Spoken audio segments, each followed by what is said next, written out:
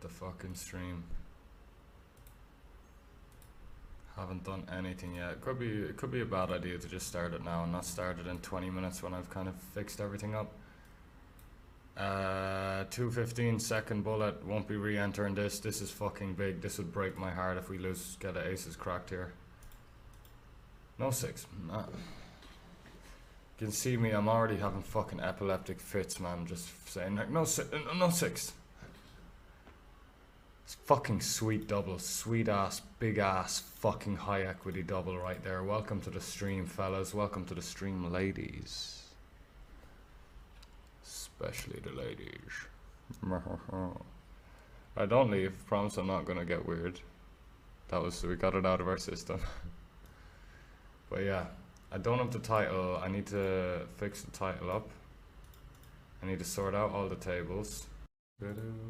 Wait, is this the 108 and we're already short as fuck? What happened? What happened? We've been running pretty shit today, but it's alright, man. We still have the bulk of our session ahead.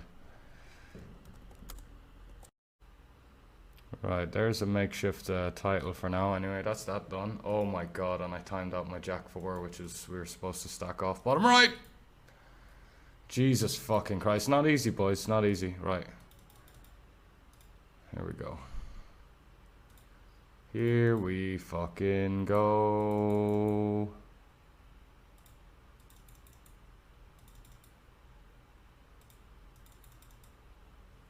Here we fucking go. Jesus Christ, man. I've been having these spots all day, man, really. All fucking day, lad. All fucking day. Might fold. Ah, this guy behind's flattened too much. Ah, and he just traps aces. Jack 10. Yeah, you see this guy behind. Yeah, we're in such a great spot, man. Just brick city. Pair the board at one stage. Yeah, we got the 4, now we got the board pair and we're gonna triple up. Fucking yes, boys. Fucking yes. This is what we need. What? How does... Ah. Whatever. That's nice though, to triple up with 8s. How about a 5 or a Dewey on the river? 5 or a Dewey.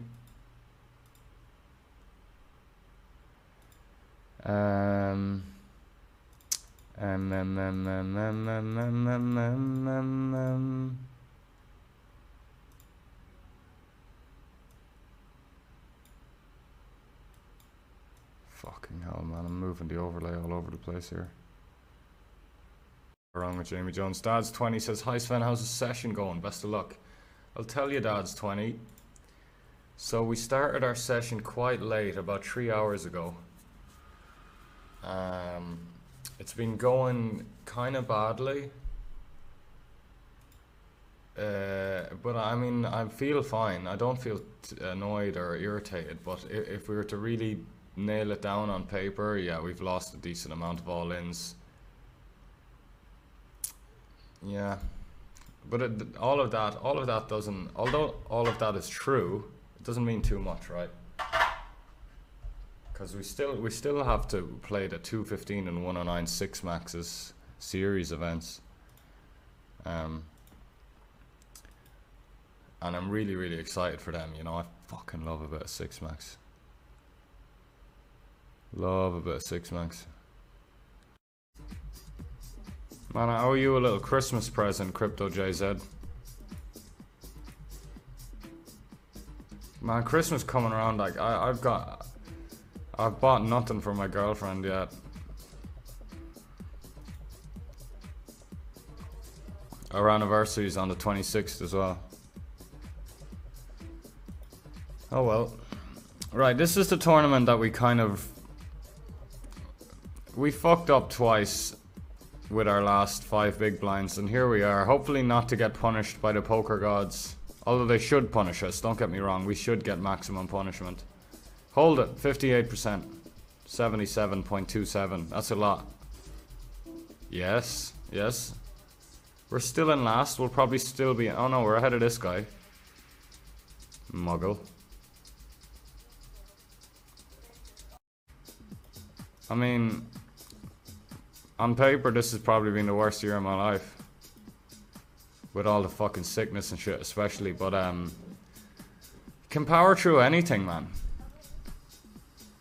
And when you do power through that, and when you do reach success, guess what's coming around the corner after that? You know, bigger hurdles. You know? Bigger fucking javelin jumps. Wait, the javelin jump. Maybe I'm getting my Olympic sports mixed up there.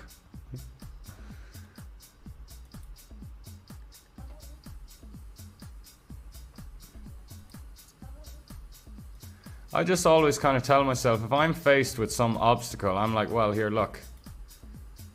You know, I'm gonna have, if I really want to be, you know, a successful multi-millionaire, blah, blah, blah, I'm gonna have much bigger obstacles in the future. So I better fucking get over myself and deal with this obstacle, because it's gonna be a lot smaller than the future obstacles of my life.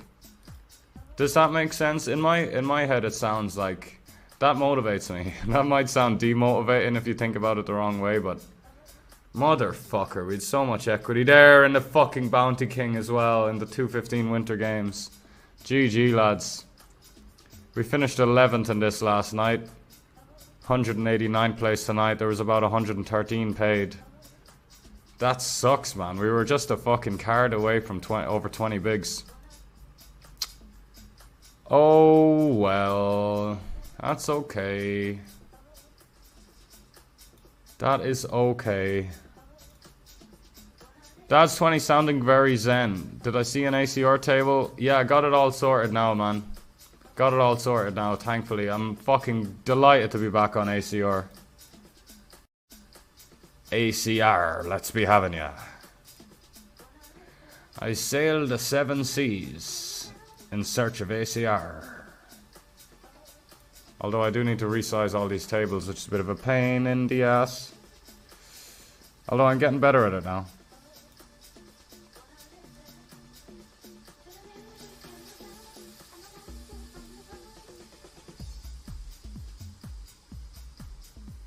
Oh man, that's such a cool tune. I love when I hear a set that I haven't heard before, because it's just a bunch of tunes I've never heard. And we're doing it. 35 bigs racing the King Jack suited under the gun. Javelin jump, I'd love to see that in the Olympics. Yeah.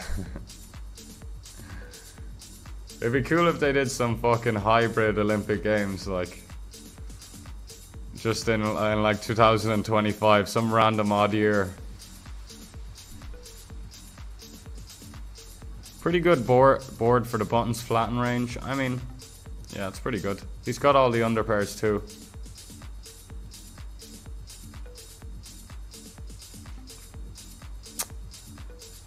Okay, he does go for the bet.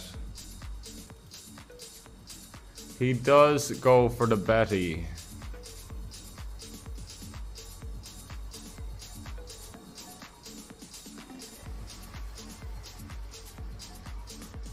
Greetings from Argentina, the world champions. EOD, let's fucking go. Messi, Messi, Messi. Hopefully sevens with a heart didn't. Sevens with a heart should check back flop though, right? Okay, nice hand, nice hand, nice hand.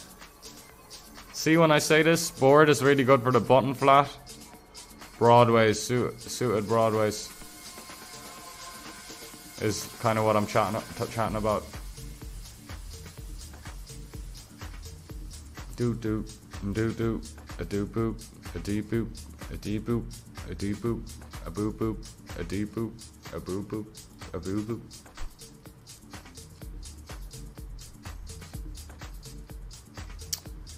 Queen 5 off, I mean folding.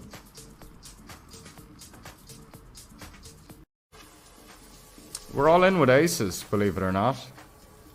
Why would I lie? It's the GG Masters bounty. I gotta get my head in the lobbies, lads, now. We've blundered on the 50 stack max later edge. Yeah, we've blundered, lads, and we're gonna get punished. Give him an ace. Oh no. Oh yes, I'm so sure we lost on the Jack of Spades for some reason. Wow, so we were multitasking, but we failed, basically. We fucking failed. Thank you so much for the tier 1, mate. We just fired up a session half an hour ago. And yeah, man, I appreciate the momentum that you have given me. Double sub alert. 2 for the price of 1, mate. I'm just gonna straight jam grand slam this one. Yeah, easy peasy. 42.5% is more than enough. It's more than enough. Hold it, 7. Fuck your mother. Ah, fuck your mother. You can tell that one hurt, because I try and avoid saying fuck your mother, and there I just said it twice. So, that one hurt. Ah, your mother's alright. She's not a bad lady. In the sack.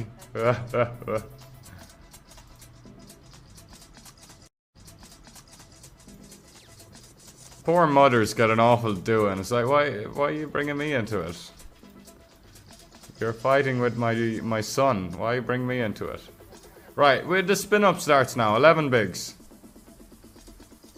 Not a great turn, but not the worst turn in the world. We're alright, we're alright. Calm down. Calm down, everyone. Hi, Mr. Sven. Hi, Mr. Jojo1122. What's happening, mate? What is happening?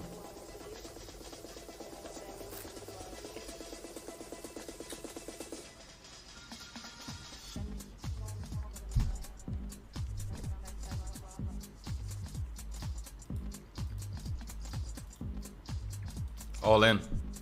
Once again. Once again.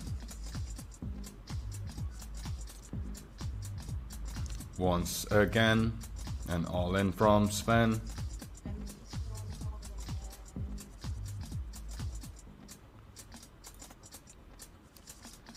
Queen Dewey. That's a hand.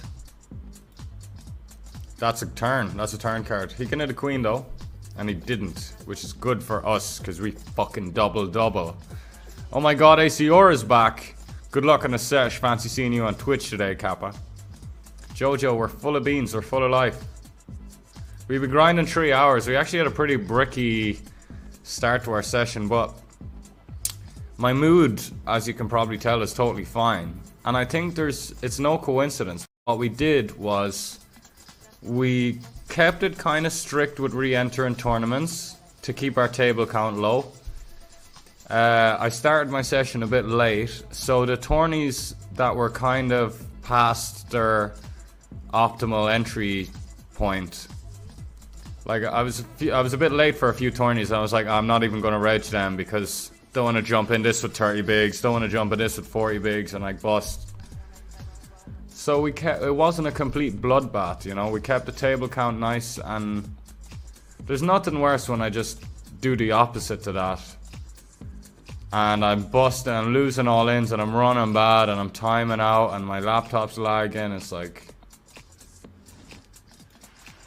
Anyway, my pride and joy to 215. Nom nom nom nom nom. Nom nom nom nom nom. You will have access to that information while I fix the size of the fucking table. Ooh, we flopped the flute straw. I'm gonna kick it off with a check. Why? It's a pretty good card for the big blind. Sorry, pretty good board for the big blind, you know what I mean. Pretty good. Kex Mahoney in the place. ACR back in the go, good stuff. Yes, indeed, man. I had a miserable fucking 5-6 days without ACR, to be honest. I didn't realize it at the time, but now I'm like, oh baby. Speaking of ACR, man, I missed some max late regs on,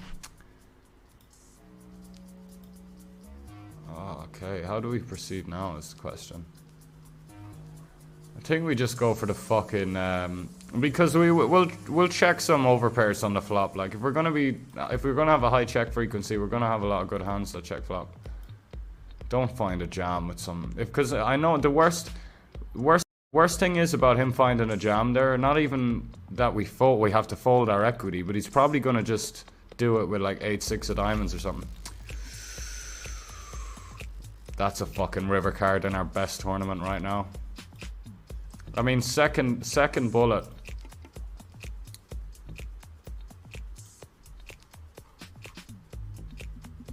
I gotta stay consistent, man. I gotta stay consistent. When I bluff, I don't like putting the bounty on the line. You know, we're going to end up having more bluffs. In general, not in this spot. We're probably more value heavy in this spot. But overall, you know, you're kind of bluffing in spots more than you're value betting. Like, I had a spot earlier today where I bluffed a river. And I left a chip behind, so the guy couldn't get my bounty. But if I did put it all in, because there was another guy all in as well. So I was like, I can't bluff here and give the guy an opportunity to win 2 bounties. But anyway, I just need to stay consistent with it. Ayo, Svenner, good luck, bro, says ḍaxTaģer. My fucking G, my flower.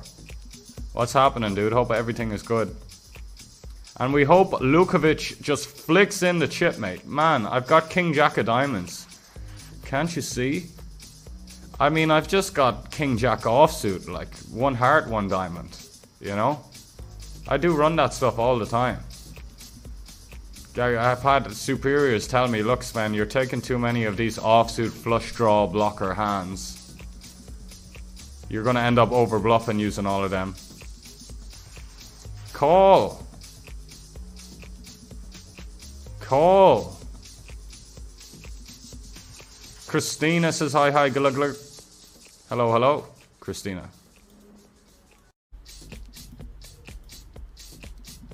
Oh, you dirty little prick, Sven. You dirty little prick.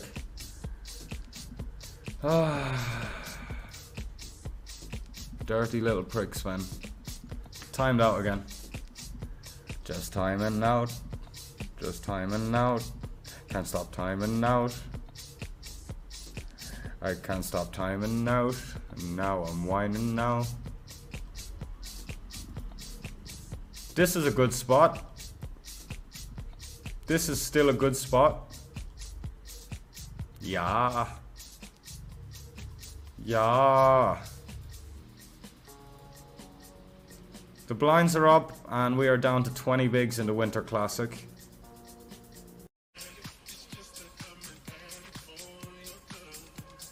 Oh, it's our boy Euphoria from Slovakia.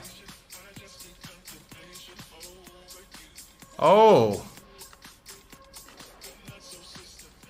No. Friend tag. Big old fish fillet tag. Thank you for the chips. See you tomorrow, mate. Oh. Oh, he played his hand so bad as well, man. Like, he's got 2 pair there and he's just fucking, he's like, all in. Oh, I'm so scared. Oh, all in. You're only gonna get action from fuck all, mate. Anyway, we deserved that with our smart mouth. At least we got the fish tag in. Because that guy is fucking atrocious. Yes, turn card. That's a fucking big W turn card. We limp called the lot there. We limp called the lot. All in against the low jack. All in against the low jack. We're flopping the flush draws. Right,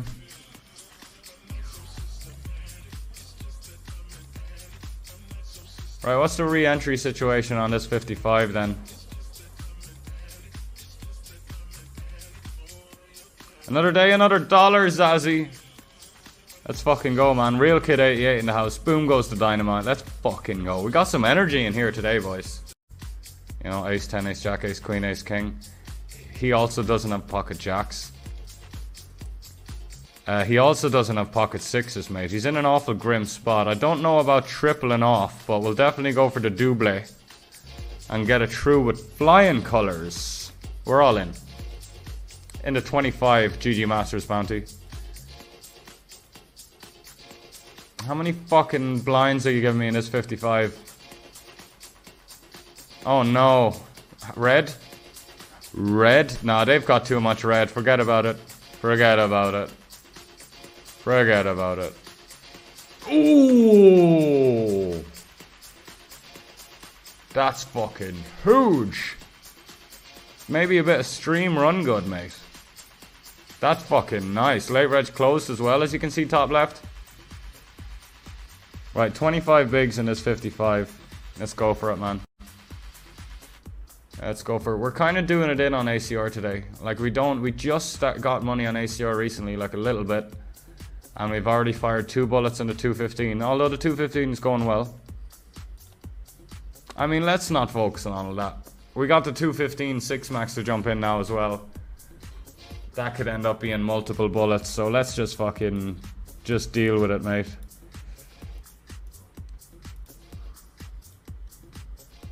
We're going to be grinding for another 7 hours-ish. But do we want to be grinding another 10 hours?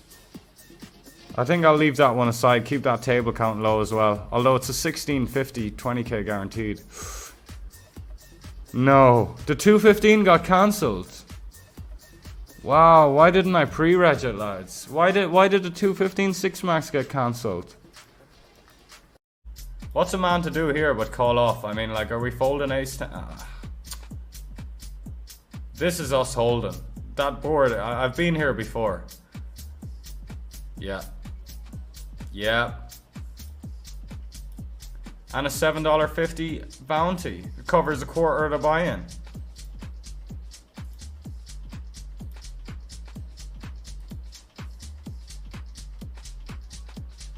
The 6-max should be pretty good action as well. We're 5-handed in it now. 109 6-max on ACR. Boom, boom, boom, boom, boom, boom, boom, boom, boom. Tuesday Classic, we have a pretty old hand in the big blind. And this hand is old. This hand dates back to the beginning of poker.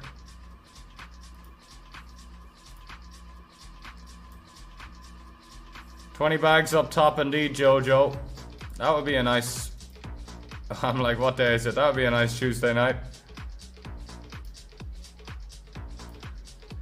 Well, it is called the Tuesday Classic, Sven, so maybe that's a little bit of a clue to what day it is. Right, we opened 6-5 of diamonds because disrespect. And we raise for similar reasons. Hopefully, I mean, this is a pretty weak c-bet to be fair, but maybe he's got top set, maybe he's got aces, and that's why he's sizing down. For the most part, he'll have a bunch of unpaired shit that he doesn't want to pump in money with. Just don't re-raise.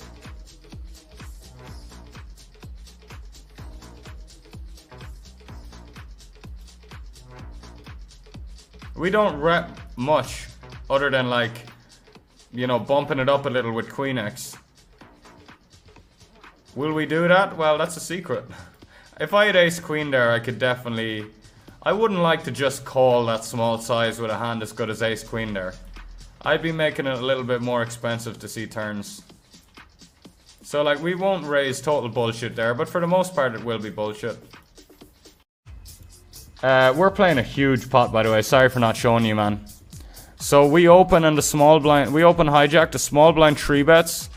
Definitely a spot where the small blind can have a lot of goofy stuff. I am afraid of 4x. So hideous. Such a hideous spot, really. Such a hideous fucking spot, really. Why wouldn't he just check a bunch of stuff? Wow. Sayonara, lads. Oh, you fucking dirty cunt! There's no way we could ask for a jack here. It's just too much to ask for. You dirty fucking cunt. We don't really have ace queen. We definitely don't have ace king. God, I should probably just... so gross, man. So gross. So gross. The guy called it the king 5 and we win a big pot there. We'll post it in the Discord, man. It's like, yeah, I know there's might be a few plebs in chat like, easy fold, you should fold there. Yeah, you know, you just even I'm not gonna say any more words. Poker Shark 34 coming in with the 6 months Amazon primer. We just lost a 660k fucking pot, man. When he jams there, we only really beat like a really badly overplayed ace-x. Now, you need to, you know, don't go crazy with suited king X everywhere. Obviously, it's all very situational, but in a spot like this, well, I'm never folding king 10 suited here, but I'm just imagining if I had king 8 suited, this is the kind of spot where I think you just peel the 3-bet. If it's a reasonably sized 3-bet, less than 3x. Now we're going to jam river, but we're going to stay consistent and not put the bounty on the line. Let's go, baby. Show me the queens, man.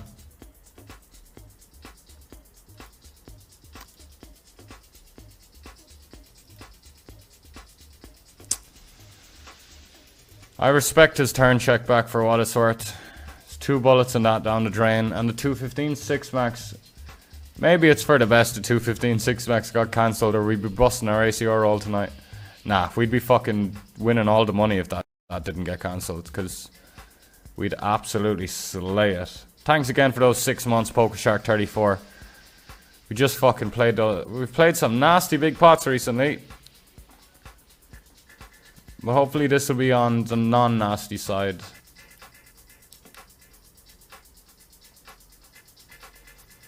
Appreciate everyone hanging out and supporting me as always, lads, honestly.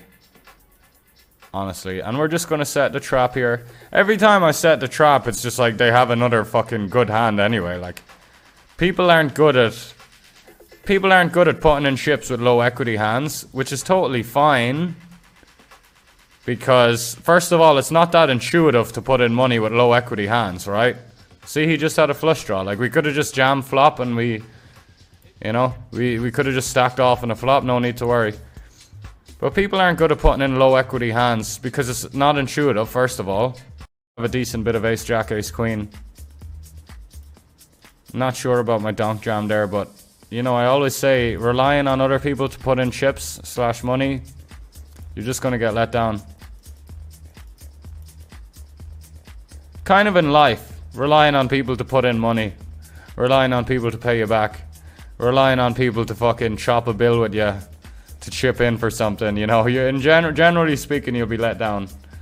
Generally speaking, you know. But in poker, yeah, for sure, man. The amount of times I've checked it over to someone and being like, right, I'm relying on you to bet, put in some chips. They'll either not bluff a hand that they definitely should have bluffed, or they'll not value bet a hand that they definitely should have value bet, and I'm sick and tired of it. How about it? It's okay, it's only 173 big blind pot, it's alright. No. Right, the GG Masters Bounty Turbo. How many chips did we lose? We lost about half our stacks somehow, somewhere. Under the rainbow. But it is a turbo, the blinds go up quite often, as you know. We got a great spot though. Bowie is trash. Only up 800k this year, says Jojo. Is that including his live score? What a crusher. He used to get a lot of shit, man, but I always knew he had the business. Oh, we lose. Yeah. 16 into 23, so it would be... What's the maths again? How do you do the maths? So it would be the 16 bigs divided by the pot after the 16 bigs is in there. So 16 divided by 40. I hope this the 16 divided. Yeah, we need 40% equity. We need 40% equity against range. We probably have about 45% equity against that range. But we need 40, so it's a profitable call. But there is some spots where I'm still getting it in when I shouldn't. It's like, oh no. I mean, let's say we had ace jack off there. If we had ace jack offsuit, that would be tricky.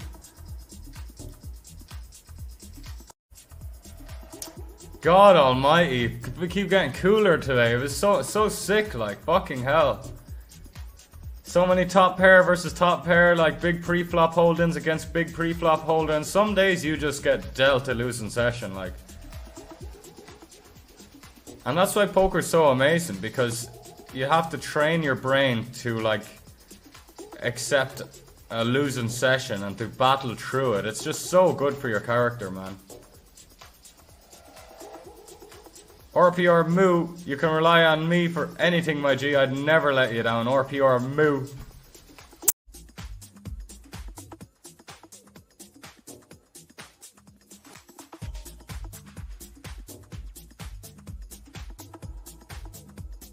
Shit, we're on mute.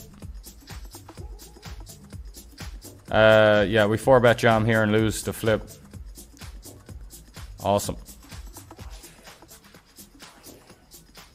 Awesome, awesome, awesome, awesome. Yeah, the reason I'm giving the guy shit over here, and we've chipped up a little bit since, but our bounty's worth about 35,000 chips.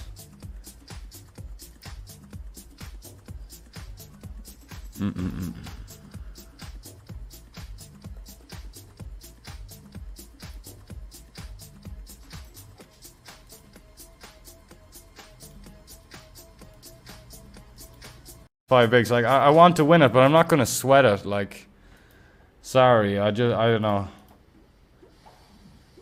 I don't like every time I get down to two, because if I keep sweating all the all-ins every time I'm down to like 2 bigs or 5 bigs or 4 bigs.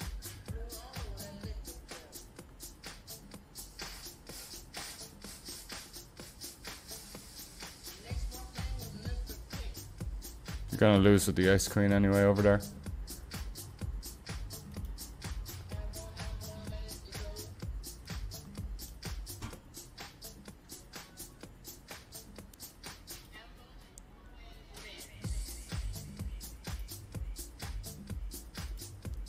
Oh, a queen high. We 3-bet ace king and we just get a queen high board. This happens a lot. This happens quite a lot. Oh, getting a truce dope though. Re-entering with the ace, well, re-entering in the tournament where we lost with ace queen and jacks against ace king. Got 40 bigs and we got bubble protection as we pre-registered it.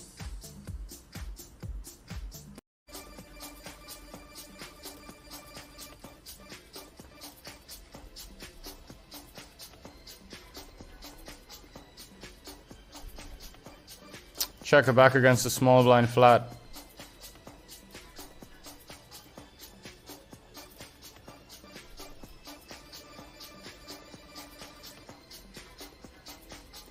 We check call a bet, super shallow here. Don't have a club in your hand? Alright. Pretty nice hand, well played hand by him. Doesn't miss the clear open in the hijack. Bets flop jams turn. Solid poker. Do we start betting now and get like 9x to call? Ace 10. Pocket 8s. I mean, we can discount nearly everything better.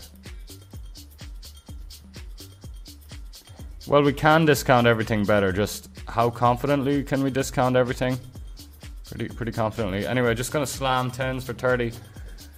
Oh, he has a hand to go with, hey? Come on now. I wanted to say something negative and salty, like, oh, here's another flip we're gonna lose, but I kind of stopped myself, because that's not a good attitude to have. Do you find yourself playing differently in certain spots that are lower end of your buy-in range as opposed to the highest parts? A little bit, little tiny bit. Like I'm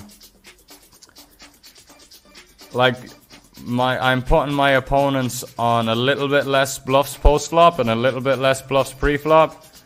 I'm allowing myself to get away with some you know, sometimes you can make a play that is good, that is like the max EV for your certain hand, but it's kind of unbalanced and you wouldn't really get away with it at the higher stakes. So sometimes I'm like doing stuff, I don't know how to exactly put it into words right now, but little bits here and there.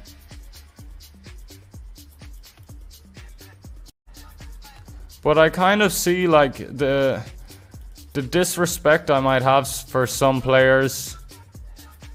Like maybe a spot like this. Now I'm not saying it's right to have this approach, but I shouldn't really. If this was some 215 high stakes event, I'm not really gonna start like c-betting my trips here, because it's a bit face up. But I'm just gonna get away with it here, like, you know, at a 33 level, much more than otherwise. You know what I'm saying?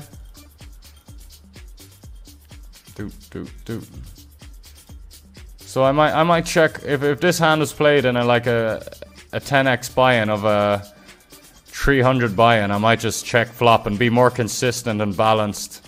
Man, we just sniped the bounty in the 109. But you know, regs at the 215s. There's a lot of shit regs everywhere. There's a lot of wrecks everywhere. There's a lot of whales everywhere. There's good regs. There's some good regs at the lower stakes too, you know. So it's, you know, you shouldn't be changing too much. But I'd say you get the bad. I'll kind of repeat that. You get the bad regs at all stakes. You get the fish. You get the whales at all stakes. But the kind of good regs that are sensitive to these little nuances in your plays, they're more in the higher buy-ins, right? So I'm just kind of, I'm watching my step a little bit more in the bigger buy-ins. In the smaller buy-ins, I don't really care as much. I think that's the way to buy. I know I'm going this long-winded way about it now, but I think I'm just a little bit less concerned about being balanced at the lower stakes. That's probably the best way to put it. Not that I'm super concerned about being balanced at the higher stakes. Like, it depends on who my opponent is, but I'll still be a bit more concerned about being balanced. Because what happens if you're not balanced? People will start to make big disrespectful plays against you that'll like own you, you know? Like the disrespectful folds.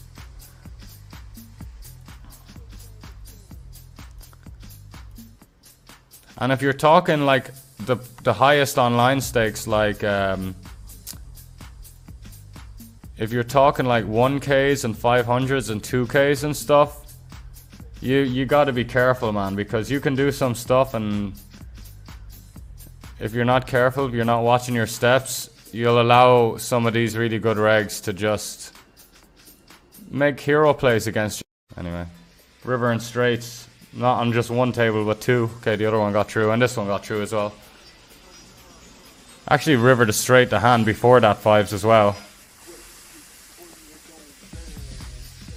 Call me Reverend Straights. Will we jam this? Fuck no, we won't. 30 off the money. Pretty dusty jam anyway, with 9 bigs and a bounty on our head, I think. In the 85.50 that we re-entered, we're coming in for the 3-bet. You know, nothing's really a bluff pre-flop, because everything's just equity and pushing equity, and but this goes into the bluff category, of course. The bluff category is when you want them to fold. I mean, so I guess you can call it bluffs. But as soon as a flop comes down, we play a 3-bet pot. Things change.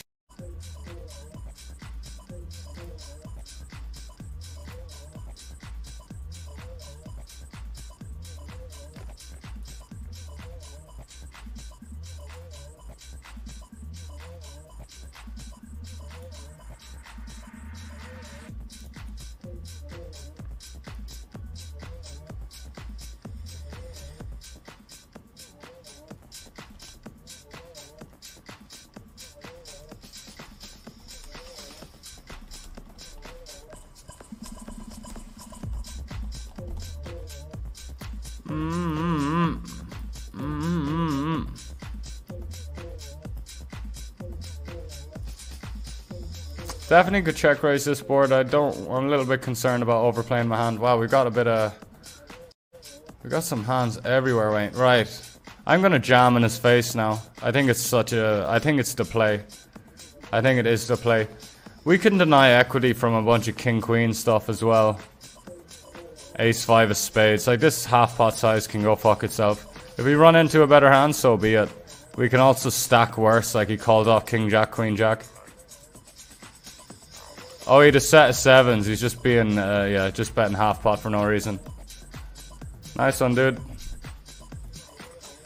Set of sevens. He had the hand. He had the number one hand. Nice. He had just a big bet hand. Like, sevens unblocks all my pairs and two pairs and shit that calls. Anyway, just making that play every day of the week. I think it's so good as well, man. I think it's so good as well. Because when he sizes down to that size, it's like we've just got the best hand so often. So we can just slam it in there, just stack off.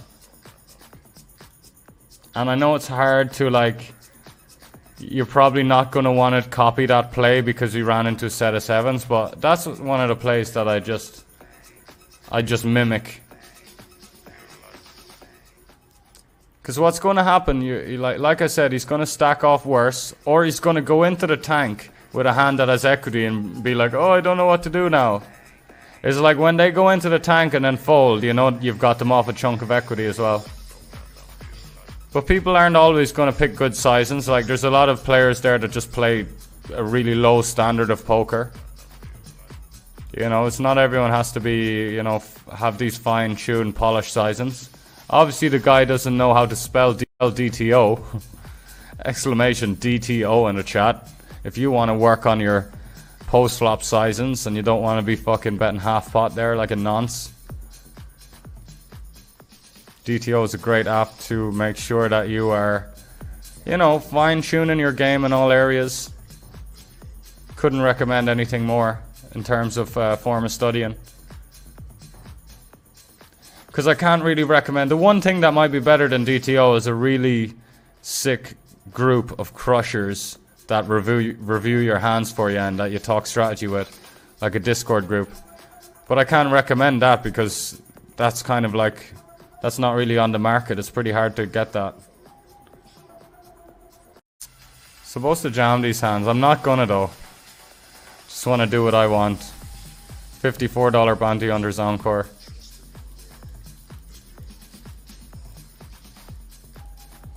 But see, a good player might identify that we've got a stronger than normal range here. Like, I mean, what's starting stack? Is starting stack really 10k? No, it's 25k. Right, I'm not afraid of the ace. We've basically got top pair here. Pretend that ace is a blank, a joker card. What do you think about 4-bet jam and 40 big blinds, low jack versus small blind 3-bet? If he has 16% 3-bet. Well, you're going to be in position there. So obviously it depends on what hand you want a 4-bet jam.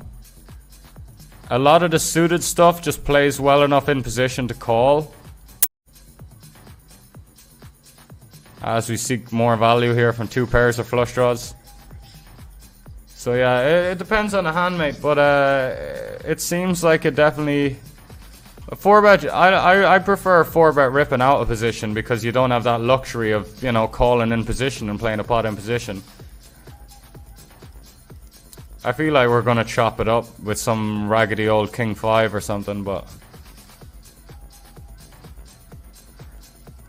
I'll try and think of an example of a hand, though, that would 4-bet jam. I've got a lot of spots right now, though. Right, we're value jamming the king there. We got to call off here. This is stone bubble, hand for hand. Running into aces so much today, but you know what? He's got bubble protection. He's got bubble protection. He tank calls off the queen 8. Wow, so he was a full-on non-believer. Nice. We don't get there. Oh, shit. Oh, what happened there? How do I have less chips? Oh, I gotta replay a hand there. I don't understand what's going on.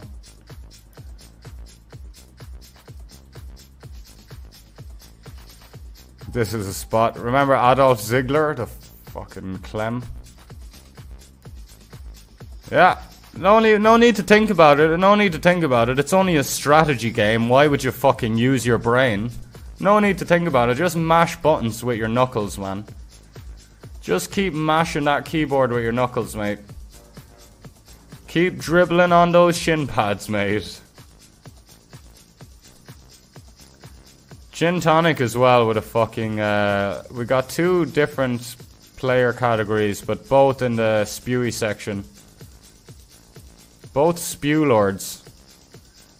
Now, there is a lot of bad rivers, but I still want to go with this approach. We could have the worst hand now with losing to King 10. If Gin Tonic jams, it's going to look like King 10. He'll rep King 10 very well. No board pair. I mean, some board pairs can be problematic because if it's a queen or a jack. Oh yeah, you go for the call turn donk jam. So that's how he wanted to play his King 10. He wanted to call the turn. He didn't want to raise the turn. He wanted to do it like this. Oh man, this is a sick fold. They're getting a good price too. So how many times do we need to be? So 50 into 276. 50 into 276 divided. So we need the best hand like 1 in 5 times here. So why would he just take like you could say, oh, he might have queen jack blah blah blah, but why would he just not why would he fast play the river and not fast play the turn? He's probably got king 10 of clubs as well. That's why he was so comfy with his hand. I'm just gonna fucking fold, man. What could he have? He's literally got an aggressive tag though, but it's just not even for a lag guy. Whatever, man. Go on, Adolf. You pay off your queen 10 there, mate, while I fold my set. No, Adolf. You're supposed to call so we can see. God almighty, lads. It's not like he's rivered. It's not like that river ever improves him, right? It's not like that river ever improves his hand. He doesn't have a set of 6s on the river. He doesn't river some 6x queen 6 2 pair. So like, he didn't improve on the river. And the reason I'm saying that is because... So now... Yeah, and he's going into 2 players there. I honestly think that he's just got king 10 all day. He's got king 10 all day. Slim Shady. What's happening? The real Slim Shady. 517 in the house. Thank you so much for a brand new fucking sub. And not just any sub. An Amazon Prime sub. What was the last thing I said before break? What was the last fucking thing I said before break? That we had time bank. And that we're going to get more time bank. I should have just clicked it out. I didn't think I'd fucking be that long, man. I didn't think I'd be that long. Ay. I was walking past the bedroom. My girlfriend started speaking to me, you know. I couldn't tell if she was like fucking still sleeping or what, but she can't sleep.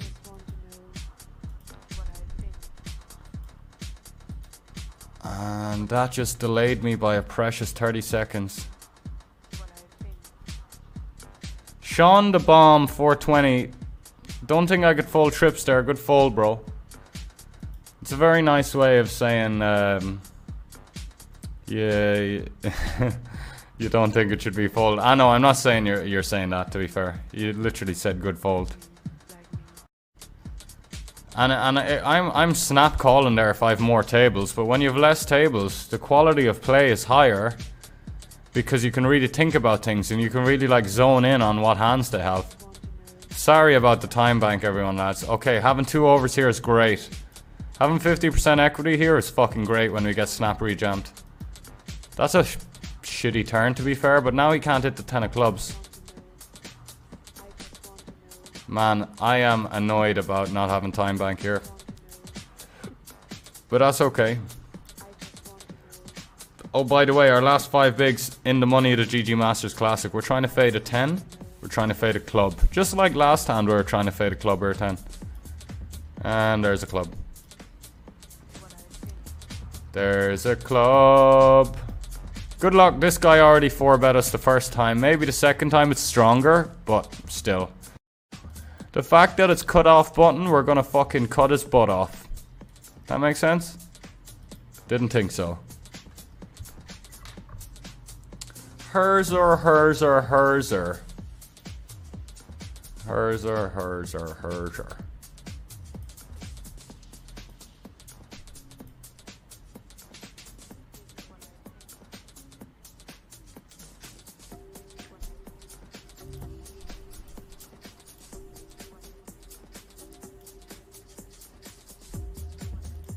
Doo-doo. 5-bet jam and ace queen. Sean the Bomb, going back to your comment, I do appreciate that, mate. I appreciate that nobody has been giving me shit for that call. Like, people can question it and people can say, look, I don't think you should fold there. Oh lord. Get there! Get there! Put a diamond or an ace on the river. Dealer! Dealer! Do do do do do do do do do do do do do do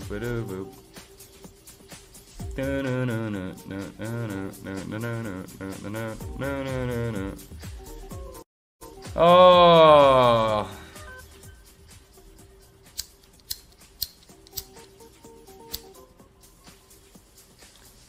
You tell me my lighter's not gonna work? I swear there's a light blue lighter around here somewhere. I swear. Could have sworn it.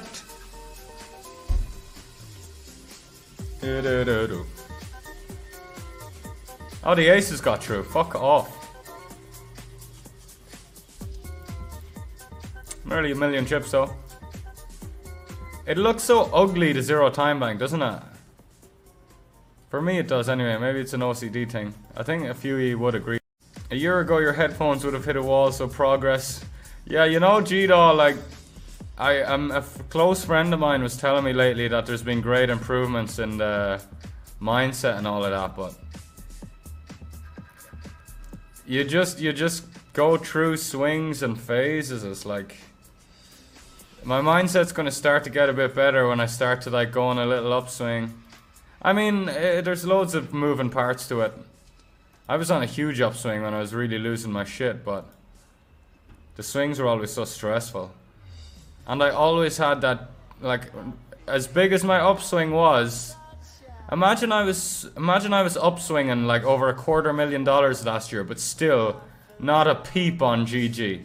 Not the slightest little $100 upswing on GG. Crazy, man. And I think that was burning my soul inside for some reason. But you know, a year older, a year wiser, getting a bit more mature.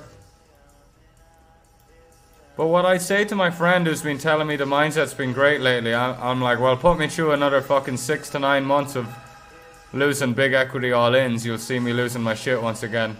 It might be even worse next time, because I'm like, not this shit again. I might start losing it, you know. We'll try and get better every time, every year. Big ass year coming up, 2023. I mean, to really unlock true Zen, Jedi, monk mastery, you need to get on top of health and fitness. And that, you know, health and fitness is on top of me. Like a fridge full of fucking Twixes. Remember I said we should have shaved half a big blind off our 40 effective ace-jack suited small blind 3-bet a moment ago? Live and learn. We've shaven that half a big blind off, and this is just much cleaner than the 8.1, I think. Because we have more of a linear range from the small blind. We don't have like the polarized king 6 offsuit and stuff. We've just got good playable high equity stuff.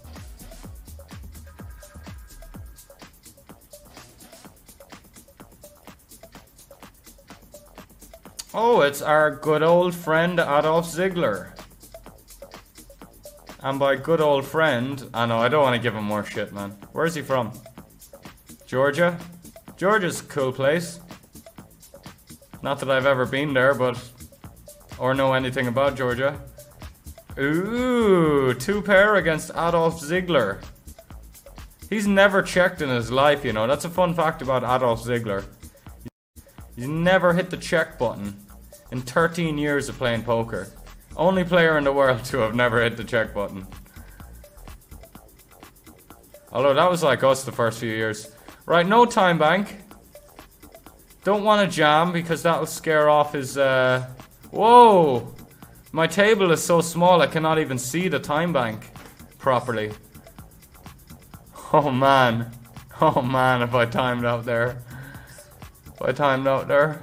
I just get a new spot every fucking 20 seconds, 10 seconds. So it's hard to go back.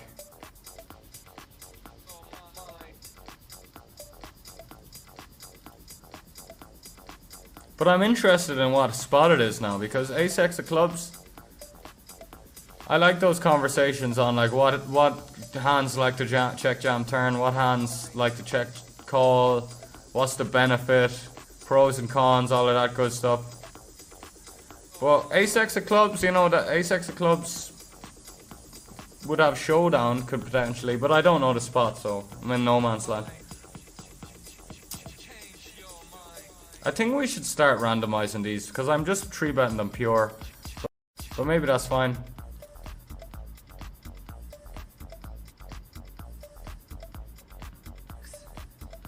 Too stressed to rest says, cut his butt off.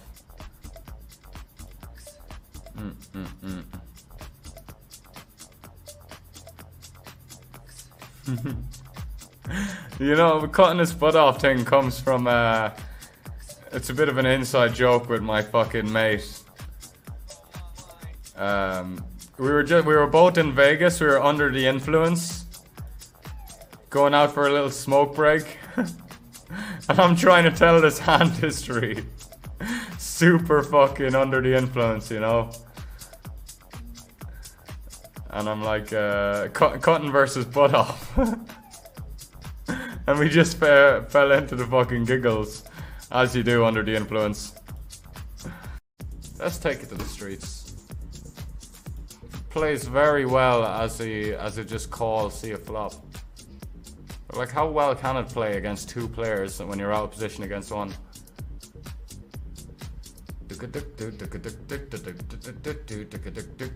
We literally saw this guy open King 9 off in the hijack a couple of orbits ago, which was a very mighty fine open, you know. I'm tired of, man, it was actually a mate of mine as well, I'm not gonna name, but I saw him fold King 9 off in the cutoff. We're gonna actually play check raise here, lads. I think it's definitely a pretty cool spot to do so. Maybe we should go a touch bigger, half a big blind to a big blind bigger. It all adds up, these half a big blinds all add up. Man, well, good luck. Look like we're up against spades. Queen 10 of spades. Running absolutely horrible this session, but there's still one card to come. So don't get superstitious.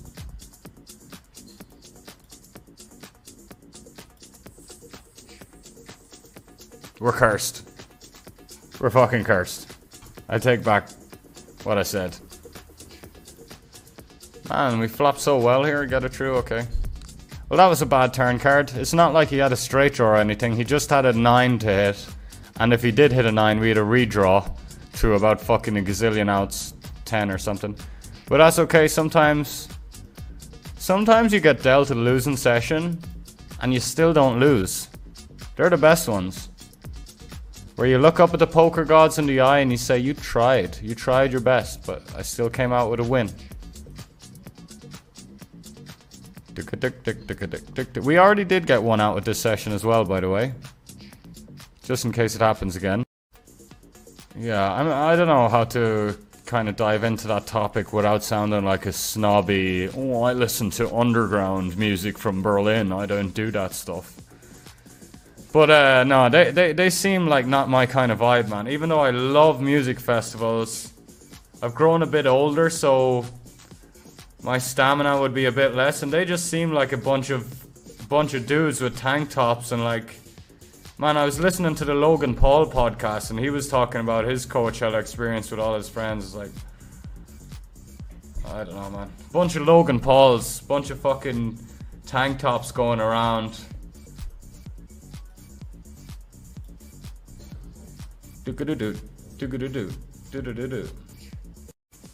My girlfriend likes to go out, and I don't like to go out.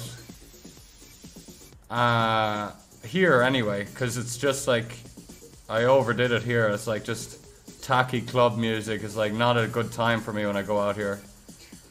But like we got, and she's gonna be going out a lot for Christmas, and it's gonna be our anniversary. She'll get pissed off at me if I don't go out.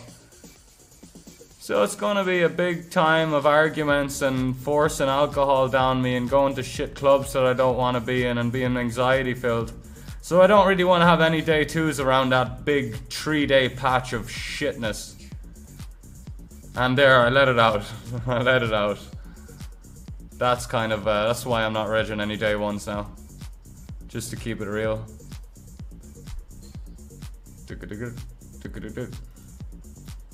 Well, most of the time it's fine, like, I'll just chill at home and grind, but I've kind of got a bit of a responsibility to go out and, yeah. In we go.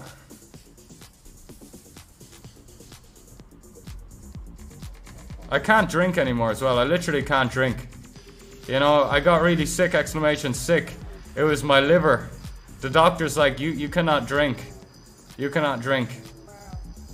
Kind of talked about the 5-year number was what he said, but like, he really means just don't drink. Oh, we bink it there. Okay, let's fucking go on the 85 Bounty Hunter. So, that's why I'm really dreading these nights out that are coming up around Christmas, because I'll be going out without alcohol, surrounded by a bunch of fucking fruitcakes.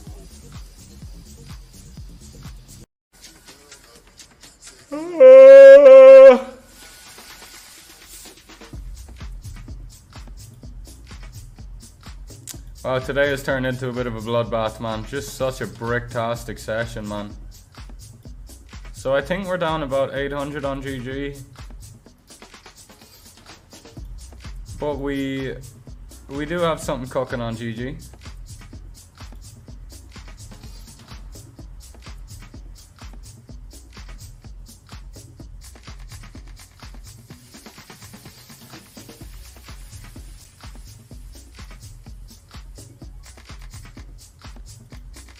Okay, ACR client is getting all laggy and weird with me now. That's great. Because we got kings down here in the 8550 Bounty Hunter Speciale. Yeah, for me, I always preferred a house party over a club. Like, I much prefer a house party where there's something going on in this room, there's something going on in that room. Let's go, Brazil.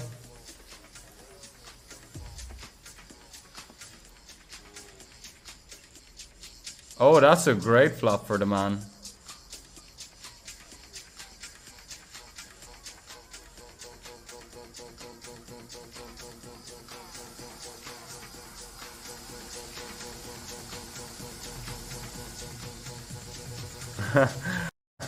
I'm not trying to needle, guy. I just love using these gifts.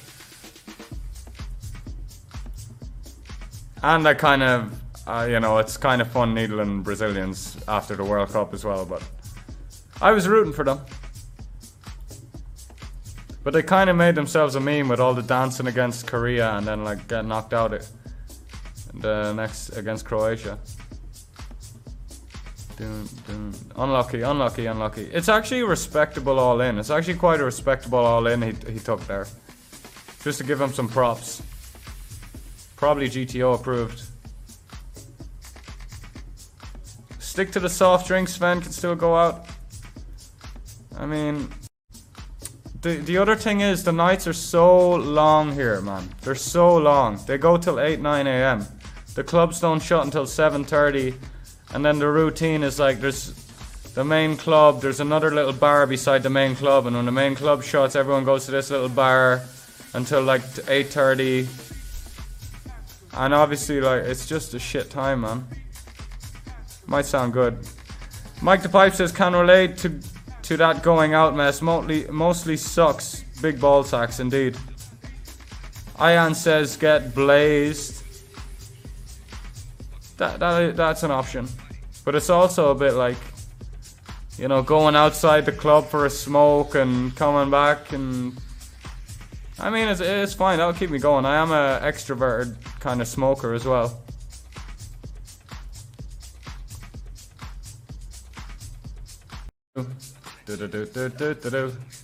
And like the other thing is, women are already enough, you know, women are already a bit of work, but you know, you fill them up with alcohol, then it's like fucking hell, man. I much prefer a nice, happy, sober life with my missus, man. I gotta be honest, like. Much prefer it. But she loves the sauce. She loves the fucking session. Well, less so now. I mean, I met her when we were both 22 when we met each other. Now we're 25. So like, she definitely drinks less and she likes it less than before. She's normal now at this point, man. Like, you know, one night a week going out. And then when there's like Christmas or something going on, it'll be like a few nights. Like here in Asia, man, like Halloween and Christmas and all of that, that's just like, I mean, I guess it's the same in every country. It's just a time for going out. Any day where it's like, any kind of holiday, it's like going out. What is this size, man? I gotta call this size.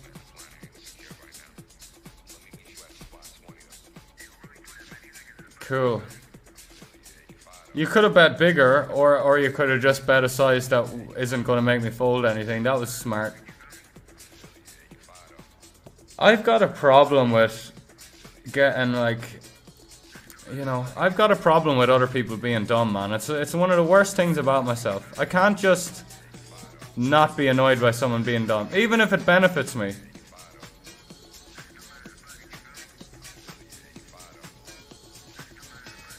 Definitely an issue, man. In life as well, like.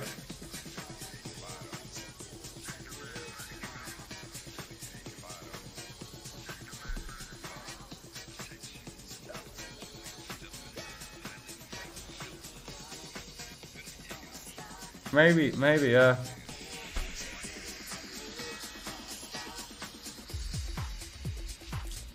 Dan Poker, what's up, mate? Those payouts need to be updated. I think I'm gonna take this, man. I think I'm taking this spot right now. Why are you flatting there, man? Oh, yes, thank you very much. Such a good hand to flat. Jesus Christ. Fair enough, though. Fair enough, mate.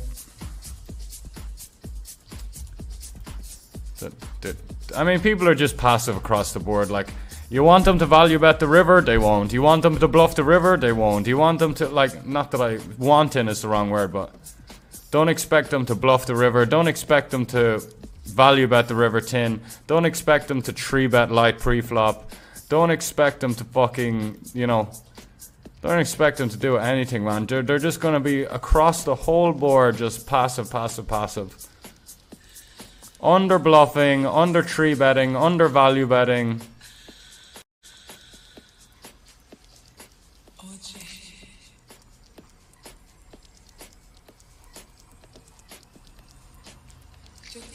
I was about to run a really spewy bluff over here, man. I had jack 3 of spades and early jammed the river versus a bet after turnaround check.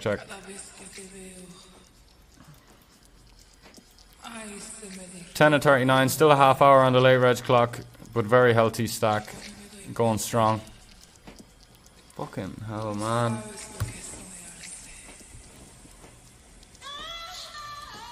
I'd hate to delete that comment, big ball breasts. I was tempted though. It's too very all over the place. Play your best cards, appreciate that. I can relate to the whole not wanting to be out partying. Yeah. Yeah, 100%, man.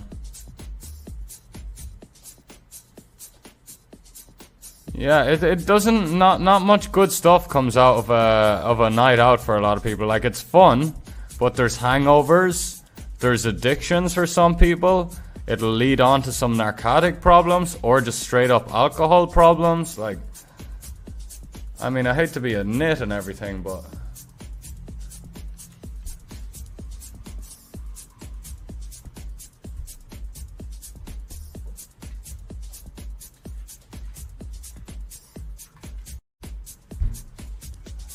Like, people get aggressive when they're drunk.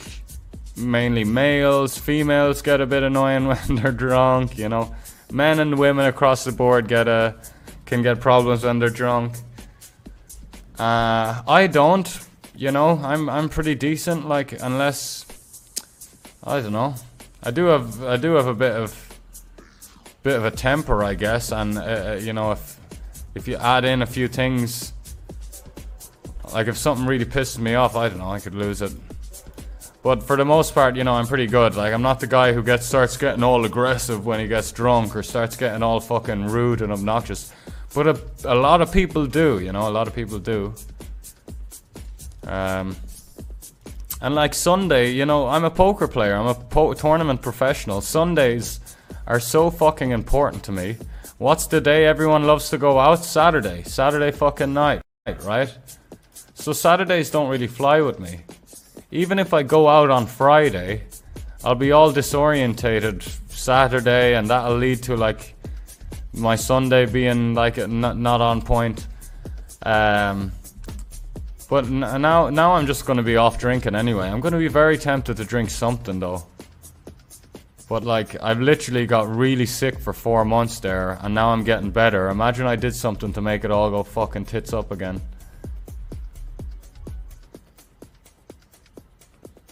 Oh, you know what? That's the Ɂ𝐷iᑎᗪ. That sounds really nice, you know. Teeny back-to-back Dan. I never heard of Dan Ganashia, but I know Teeny. Sorry about the payouts command. I do forget to change that back. The payouts aren't ready for this one yet.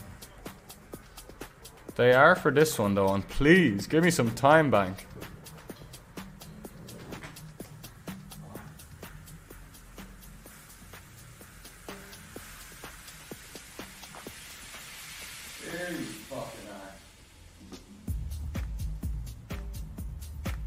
Oh yeah.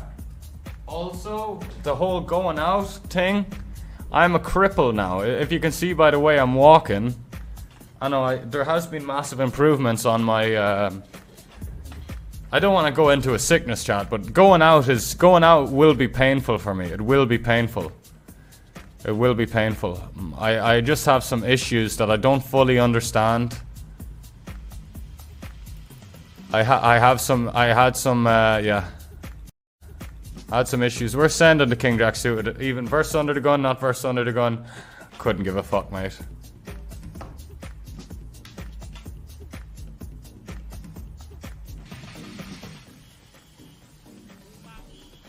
So yeah, going out doesn't sound fun to me. Like, I won't be able to walk or dance properly. I won't be able to drink. You know, it's no surprise that I'm not really feeling going out. But I also gotta bring my. Give this fucking dickhead a diamond in his face. Give him the fucking diamond right in his face. 10 for Sven. Why are you tanking there, mate? Maybe you've got a lot of tables. Maybe you love being on Twitch. Maybe you got your moment in the sunshine there. Now he's going to have a bunch of raise folds. We perform really well against his raise calls. 8s, 9s. We could get him to fold 8s, but if he wants to raise calls 8s, 9s, 10s, that's fine. Ace, queen, ace, 10. I think we're just sending there, man. I think we're just sending there. Maybe I'm wrong. Maybe I'm wrong. Maybe I'm wrong. Maybe we just flat. It depends on the stage of the tournament as well. We are at the mid to late stage. Well, mid stage. In the early game, that's an easy jam. Because the bounties are more significant in the early game. Which might seem counterintuitive to you because the bounties get bigger in the late game. But the minimum bounty translates to about 30% of a starting stack. The Nut says, best of luck Sven with the grind. Do you mind me asking what happened with your legs? No bother if you don't want to discuss. I don't mind discussing it, it becomes so long-winded. And then the 5-minute delay catches up. And then it's like, it kind of keeps recycling and it's like. But I got really sick this year, exclamation sick. That's why I was out of action, out of Twitch, out of the grind for like 4 months.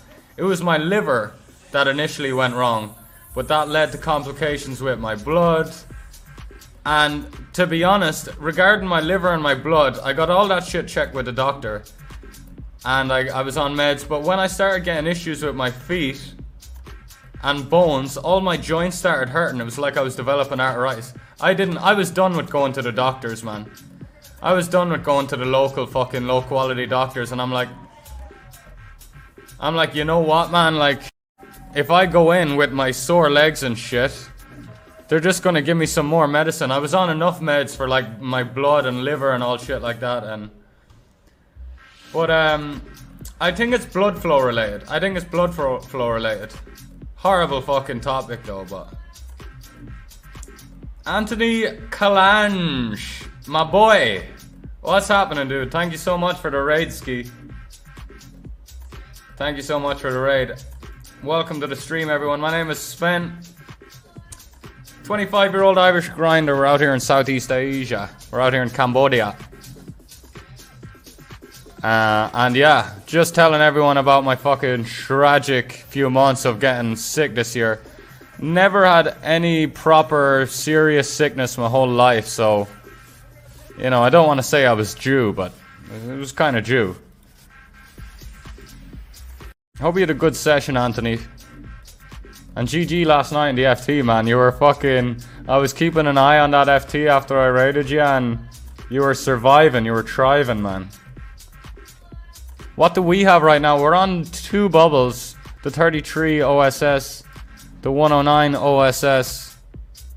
We're in the 85 Bounty Hunter Special. We've had a super bricky session. The poker gods have said, Sven, you're gonna lose money today. But I've said, you know, we'll see about that, poker gods. We'll see about that. Just give me final 2 tables. Let me redline the fuck out of everyone. Final 2 tables. We'll make it happen. We don't need to look at the cards, you know. We're in the money of the 33, by the way.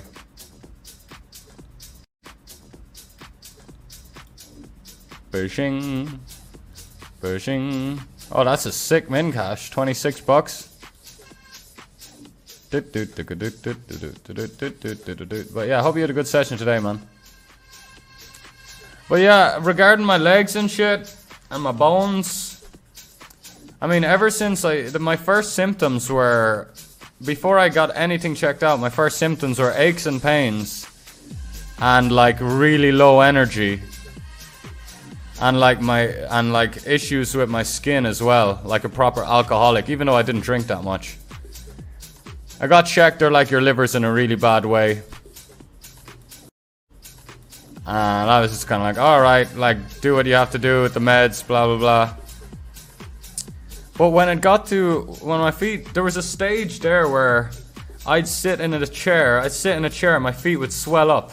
And I was trying to put streams together. It's like 6 to 8 weeks ago, trying to put streams together, but like I'd be sitting here and my feet would be swelling up, man. It was some blood flow issue, but I actually never got it checked out, man. I was just like, I'm gonna wait for this shit to pass, and if it doesn't, then I'll get it checked out. Because I was so tired of going in and out of hospitals, and I was so tired, and I lost trust for doctors as well. Let's not get into a big debate about big pharma and all of that, and like how corrupt doctors may or may not be, but I came across some doctors that were just, I could tell they only gave a shit about money, man, from some of the little things they were saying. Like, I actually snapped at a doctor here in Cambodia as well, man, like probably snapped at him, because he just really gave me the vibe. He was just trying to clean up with, he was trying to rack up a bill for me. And I just said, you know, I gotta be honest with you, doc. And then I just let it all out. And I was like, I understand it. You're in Cambodia. You probably came from you probably grew up like with not much money, and now you've got a good doctor's salary, and you want to protect that. I understand. I was saying all of this shit like sitting down 1-to-1 with a doctor, and he's like, no, sir, honestly, no, like. But he ended up saying, in his defense, he was like, I don't need the money. I'm trying to help you. But he did backtrack a little bit, and he's like, right, let's not give you this stuff. You don't need this stuff as much. But yeah, I kind of was just done with going to hospitals. But anyway, happy ending to the story. The last 2-3 weeks, everything has started to clear up. Everything is starting to clear up with my legs and stuff. I'm starting to be able to walk a lot easier. Just recently, man, I'd go down the stairs and I'd have to have 2 feet on each step as I'm going down. Like 2 feet, put 1 foot down to the next step and have my 2 feet. Now I can just, because my knees, like all my joints and bones are all fucked up. I don't know. And now that it's all getting better, I'll be curious. I'll be like, what the fuck was that? Maybe I'll know one day. Or maybe it'll, God forbid, it'll get worse again and I will just get it fucking checked out. But I'm kind of, man, for a while there I was on a lot of different medicines, man. And it's like, keeping me strong, telling me to stay patient. Then all of a sudden, man, within just like, it starts to get better and just rapidly starts improving. Wish you good health. Hope to see you back at the high stakes soon where you belong. Thank you so much, Svéᵉ. We'll be back there. No worries at all, mate. We will be back there. I mean, our ABI during peak downswing, peak sickness, everything, our ABI got down to about 40, 50 bucks. Now it's nearly increased 50% up to about 70. And we'll be back at the 100 ABI in like fucking literally no time, man. Especially the way I'm keeping my game sharp. I got 2 amazing groups. I got 1 WhatsApp group, I got 1 Discord group. Completely different groups with a little bit of overlap. But let's say you're just getting 0.5%. Let's say you're just getting 0.5% worse every day. You're on a very long road, and the end of the road is some fucking health problems, some shit, whether that's, you know, could be anything. So, I'd really focus on getting, you know, you could get 1% better every day, which would be amazing. You know, that old cliche, like get 1% better every day and you're going to be flying it. But just try and avoid to be gradually getting worse and worse as time goes by. Because that's what I did from the age of about 12 to 22. I was like, my diet was terrible. I was, you know, experimenting with a lot of stuff that I was too young to be experimenting with. And it was just gradually getting worse. And I got into my 20s. Then boom, fucking health problems. And I know some guys that are just, you know, oh my god, Seth Troxler hurt. What a fucking track. Ziggler, you're getting rifled on right now, mate. Slam dunk. There's no way we lose to Ziggler. He's gonna call and we're gonna win. There's no way we lose to Adolf Ziggler. Re-enter. Get that. I'll keep that seat warm for you, mate. Waitress. Get Ziggler a pint. Waiting for him. Come on, right back in there, Ziggler. Do. Nah, got raise up blind takes a seat. Fuck off. Do what? Thank you, John Ferry. What is the fucking... What, honestly, like, I didn't want to say the comment out loud because then we're all going to start really going down the wrong path. Which always happens when we start opening up this topic. But he's like, don't take this the wrong way, but did you not get the vaccine? Like, what the fuck does the vaccine have to do with anything? You know, I did potentially get it. Oh, well, no, I actually, if you think that me getting it was something to do with me getting sick, then fair enough.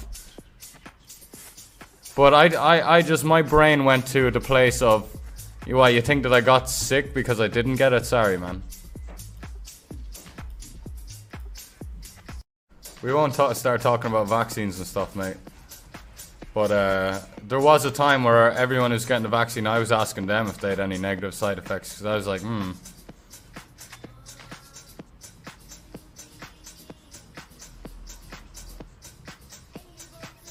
John Ferry, sorry man, I kind of brushed past your comment because I'm trying to not dive into it all too much. But reading it there, man, I totally get that. I totally get that. I think there is a lot of, the bottom line is there's a lot of good help out there, man. Like, they put me on, there's the certain meds, man. What is this board? Like, what is this fucking board? What is this fucking, such a huge pod as well, by the way. Nearly 7 starting stacks in the middle, this guy's bounty. Well, we're not re-entering with 12 bigs, I'll tell you that much. Going strong in the 109.6 max, man. Again, I wish they didn't cancel the 215. Kramosta, yeah, thank you, man. You know, new medicine can get a bit dodgy, but there's some stuff that's been around for years, and they've tested it on humans for 30 years, and it's all been good to go. Big flips here. We send this versus Under the Gun because of how big his stack is. I think he could open any suited king with this stack. Collecting bounties. That's a nice fucking double to get in the money, by the way. Can I say? Let's fucking go, Zazzy. So Craft Poker's question says, how many buy-ins do you usually have before you go up to... Before you go up to 100s? How many buy-ins do you usually have before you go up to 100s? Don't know what that means, mate.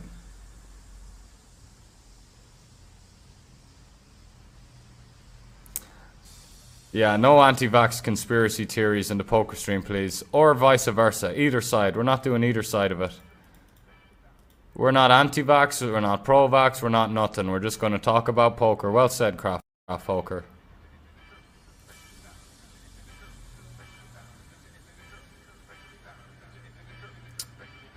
Do we go for the 6.9 bigs? You can't fold to this size, but I look really strong. Or will we go to 7.4 bigs? I look like I have more bluffs, but you get a worse prize. Oh man, are we going to bubble this fucking tournament? Fuck's sake. How does the button not jam any 2 here, by the way? What a fucking idiot. We need the chips, man. Oh man, don't call, Chris. Because you're going to bubble as well if you call. Okay. We're 3 off the money, by the way. 3-2 off the money, I think, now. Dicey.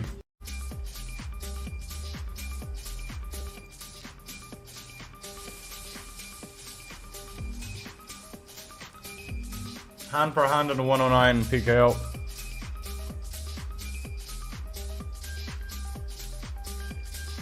He's got King Jack.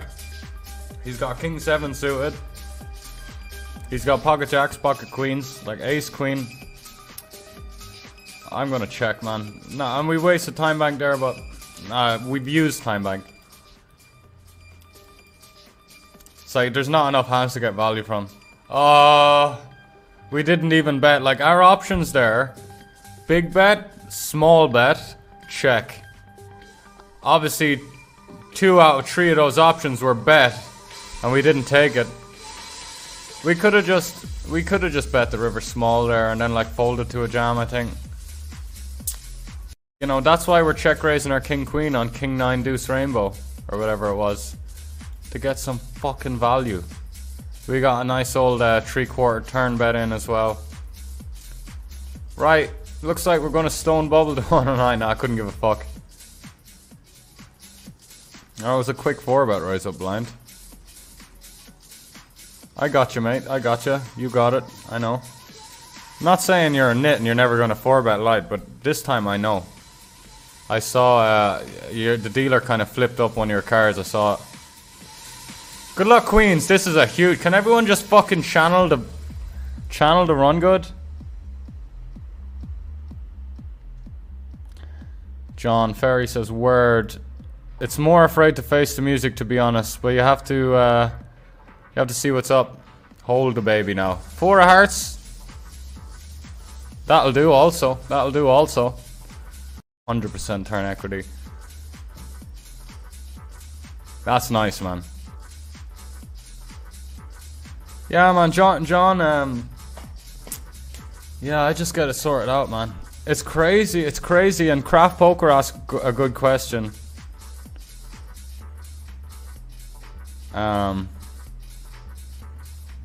Because a lot of symptoms can come from some you know, if you're feeling a little bit depressed or suffering from a bit of anxiety or something, that'll do physical shit, man. And people don't get that. But you'll have physical shit going on from that. There's also such thing as being a hypochondriac. Like, you can, like, worry about your health a lot. And that can also be bad for your health. The fucking mind is crazy powerful, man. It's scary. Oh, John, man. Yeah, I feel you, John. I was really just loving the grind, and I was loving being in America with my mates and being surrounded by like-minded people and whatnot. Around about June, July is when the real heat started.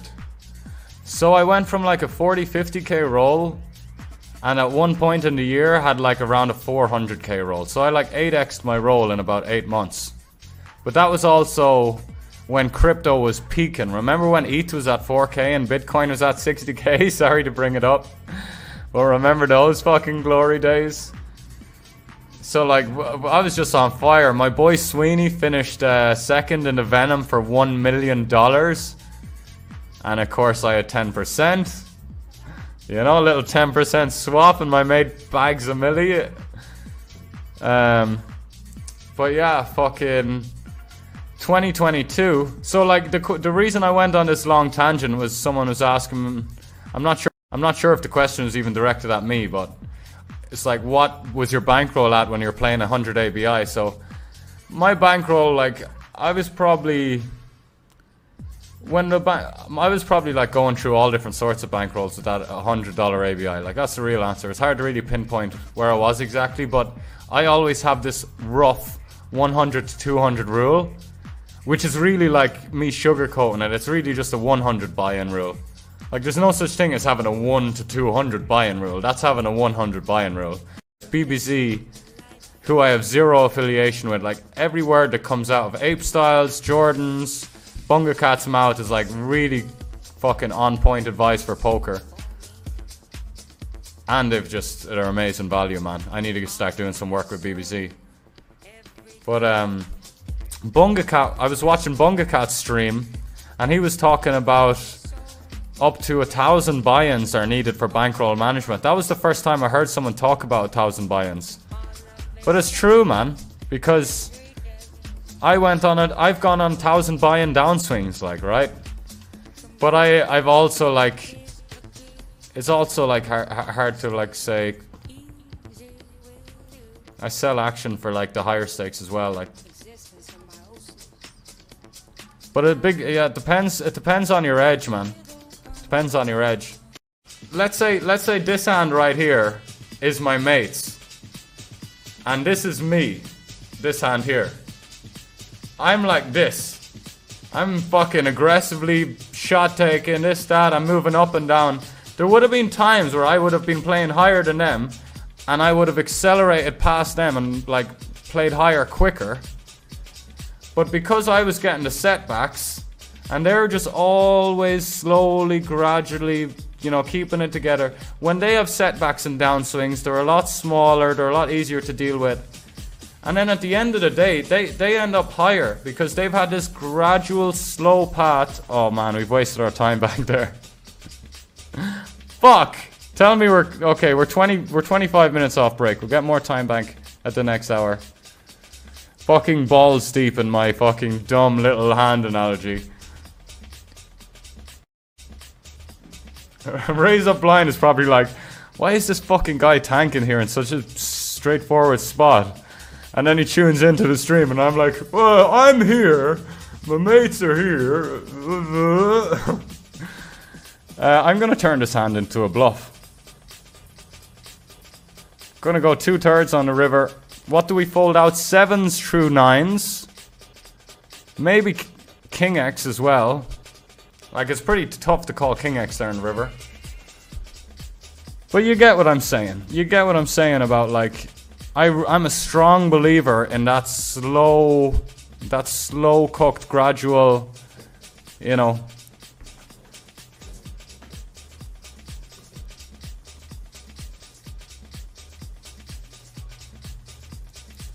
I mean, yeah, but back to what Craft Poker's saying, shot taking's always fine.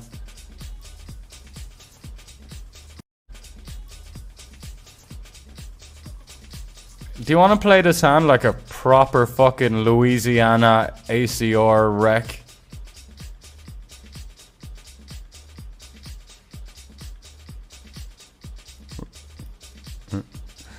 It doesn't. I mean,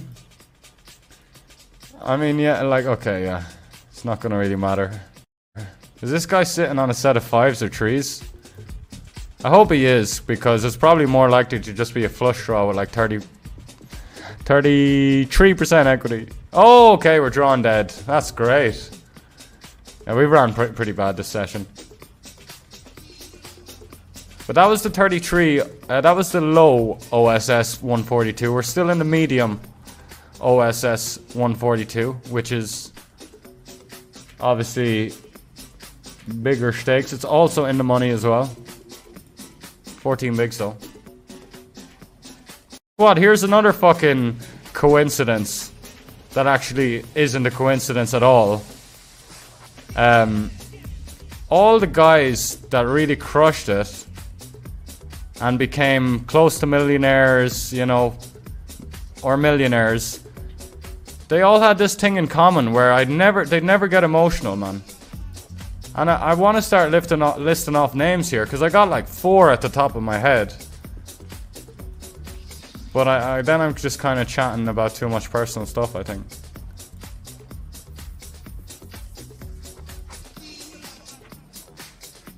But like, yeah, if you're really good at just taking the emotion out of it and you're just kind of calm, you can be aggressive and you can be a degen, but when you take the emotion out of it, that's kind of like my boy Sweeney that won the million in the Venom. He's not a degen at all, but he's a great King Jack. I mean, it's definitely not a tournament I'm gonna let myself blind out in.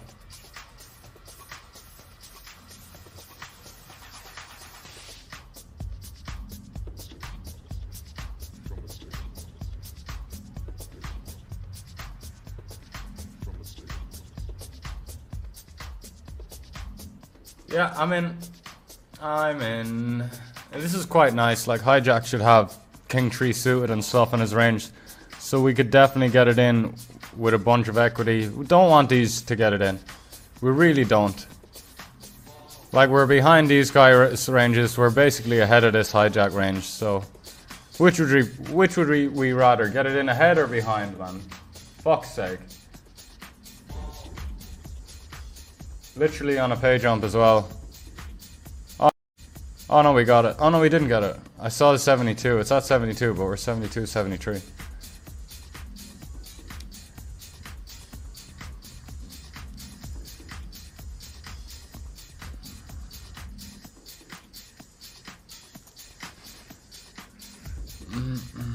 Yeah, we got the pay jump. And we didn't even have to use any time bank. Oh my god, King. What? How about those 2 hands, man? How about seeing those 2 fucking hands? Holy fucking shite. ǳ10 coming in with a raid ski, mate. Thank you so much, ǳ10. Been locking horns with you a bit on the streets lately, mate. Good stuff, man. Good streams. Putting in a good grind as always, man. Keep up the good work. Shout out to ǳ10 in the house, coming in clutch at the raid. Crap Poker says, I think the most sensible form of shot taking or playing under 100 buy-ins is when you're starting out and not relying on poker. True, true. Say you have $200 to start with. Are you going to play $1 ABI? Now, we're getting on to something great here. Are you going to play a $1 ABI if you're starting off with $200? Massive waste of time if you can put just another 200 down in 2 weeks. Now, that's how I grew up. So I can't fault you for thinking like that, but that's actually not the right way you want to go about it. And who was it who was literally just saying it today, man? Fucking, it was literally today. Oh, Mustafa Kanat. I was watching the GG Poker stream today where they had Mustafa Kanat on the Super Millions FT. And Mustafa Kanat was talking, because Jeff Gross was saying, oh, there's a $50 or $100 giveaway for someone. They were doing a $100 giveaway in the GG chat. And Mustafa Kanat, they started talking about, you know, go for that $100, because starting off with $100 or $50. And anyway, Mustafa went on this fucking kind of tangent about kind of like early stages of bankroll management, and when it's a small amount of money, that it's not a big deal to like, oh man, it's hard to recite what he was saying, but like even at the start when it's like $200, let's say you're starting off with $200, like Craft Poker's saying, we gotta just call this, man, blind versus blind as well. Gonna lose a lot though, and we don't this time. Yeah, it's only $200 and it's not a huge deal if you lose that, but it's about getting yourself ready, and it's about preparing for the later stages in your career when you are playing higher and you are playing for bigger amounts of money. Like Mustafa put it so gracefully, I know I didn't dare, but like it's, you know, bad habits can really set in, you know. And I just went on a big rant there talking about like my aggressive bankroll management. I don't have that many good things to say about it. Like literally it's just something that slows you back. It makes, you know, I'm happy that I'm, you know, my bankroll management, my aggressive bankroll management isn't going to like make me bust though, because I'm good at moving down and stuff. But it does like slow me down. It does make it kind of longer to get there. So I don't know, man. I think if you're starting off with $200, you should definitely 100% try and stick to really nitty, correct bankroll management stuff and play $1 buy-ins, because A, you're not going to be torching money because you're going to be playing at a skill level that you're actually be able to hold your own in. Like I went, the first year of me playing poker was just depositing, because I would have lost like a few grand before I started making money, because I had that attitude of just, if I had $40 in the account, I played a big 11, right? So that's, you know, that I've just got 4 buy-ins in my bankroll. But I knew there was, I don't know, I was just fucking, just wanted to play the big 11, I guess. MBen10 says, gotta love the game. Gotta love it, mate. Mr. Czech Norris, hope you're doing well, bro. Good luck, Sven Calls. Thank you, thank you. Craft Poker says, however, I think your advice in general is good, especially for people still holding their skill. Yeah, man, and like, totally, I totally get where you're coming from, but it's too much of this,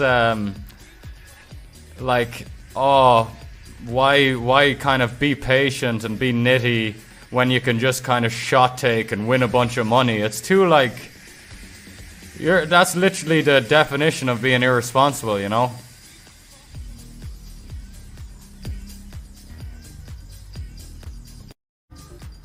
But like, what's to say that you're gonna stay at that higher point? You remember, you've got this, the hypothetical you're given is this player with a super aggressive strategy. Once you get to a point, it's not like a checkpoint and you're just there and you're saved, you know? Okay. Ace? Nah, Max Late Reg didn't go super well in this 88, I gotta be honest with you. Random question from SpongeBob SquareDick. What percentage do you think luck plays in poker? 60%. Alright. Let me answer that question. So, in one game, in any one game, let's say me and SpongeBob SquareDick were to sit down and play a heads-up game. That 60% number might be decently accurate. Maybe 50-60% of it would come down to luck in that one little heads-up game that we play, right? Let's say we play 5 heads-up games. Now, there's considerably less luck involved in that. Okay, do you understand how that works? There might be 20% luck and 80% skill now. Me and you, we play 10,000 games, you got a big fat 0% luck involved, okay? So, to answer your question is, in one game, there is a lot of decent chunk of luck involved. But you stretch out to hundreds of games, thousands of games, tens of thousands of games, you get a big fat 0. 0 luck involved. Skill game. 100% skill game with volume, right? So don't get it fucking twisted, matey.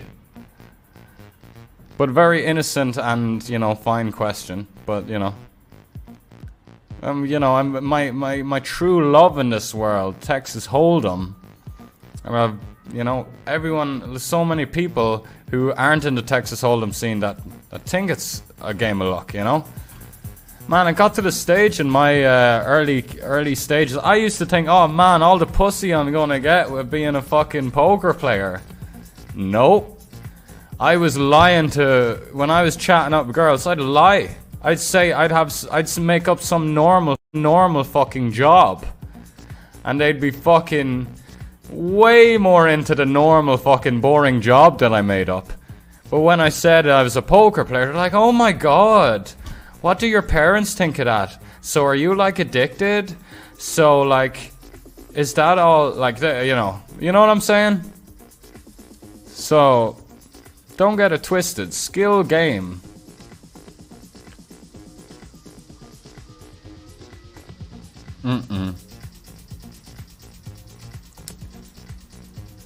Are the booking working with AI? Oh, the bookies. Do you know that? Or are the bookies even basically an AI nowadays? What are you saying? Are the bookies AI? I don't know what you're saying there, mate. 100%. Craft Poker says if you're playing part-time. Yeah, to be fair, man, I'm kind of... You're talking more about someone playing part-time example. But like, if you're playing part-time, it's much better to have something to build on. Some actual thing with substance to kind of build on. Rather than just like fucking gambling and swinging around. You know, don't kid yourself, man. Like, you can say, oh, it's disposable income and all of this, but like... Just like all the casual sports bettors across the UK and Ireland that work on construction sites for fucking 50, 60 hours a week and then think it's fine to go down and fucking hand the bookies a bunch of money every weekend.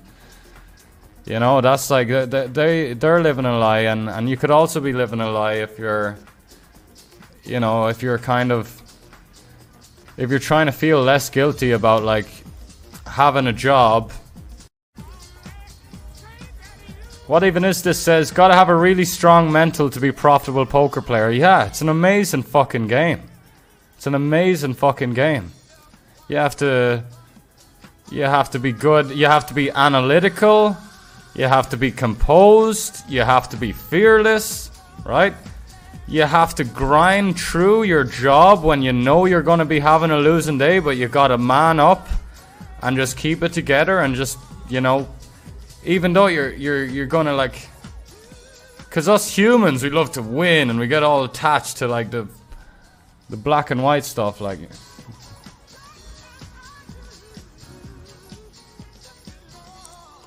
Craft Poker says, I'm actually a nit and play within my bankroll. That's funny because I'm actually a degen and I'm SpongeBob SquareDick. Most have not got the pussy, Sven, because you look like Curly Watts off Coronation Street. Okay. Okay, that...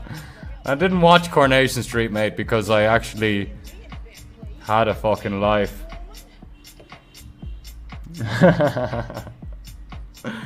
Go on then, go on. Let me show you this.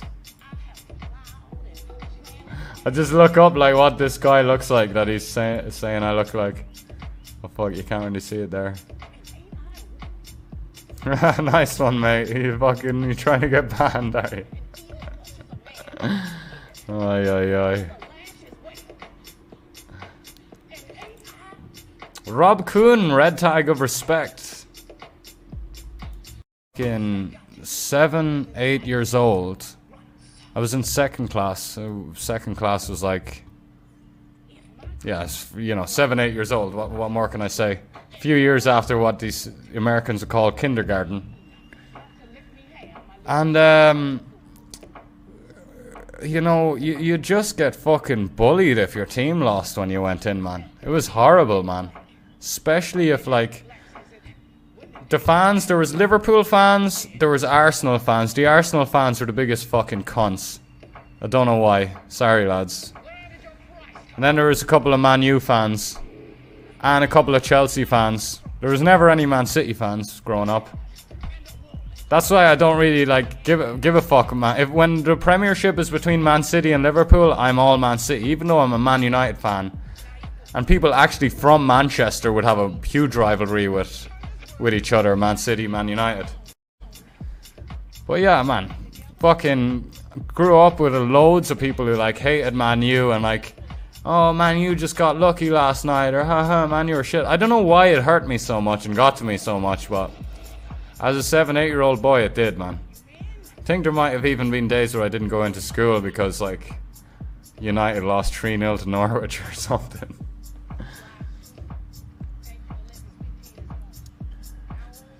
Agree, but there will be 2 to 5% that get there quicker with the aggro approach. But like you say, harder for them to stay at that level. But if you're getting there just for a week, what's the fucking point? You know?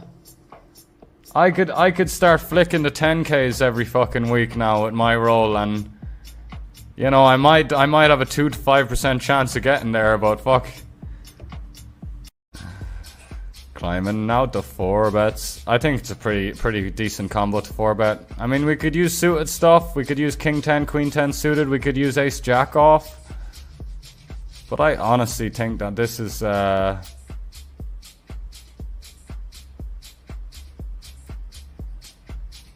just as good, mate.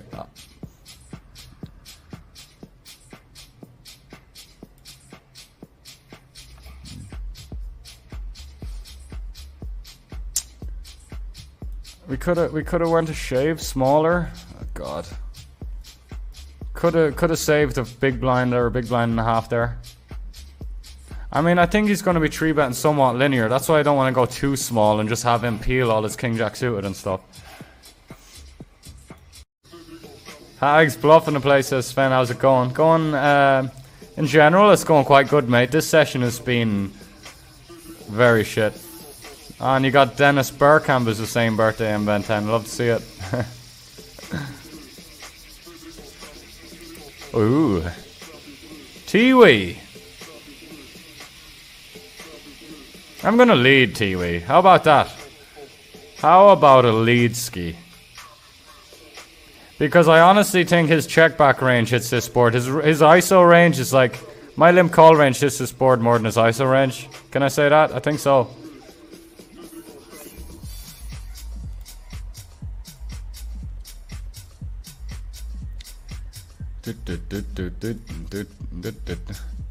Yeah, and you can see the river card for just $4.99.99 now in the Hubba Dub Dub store.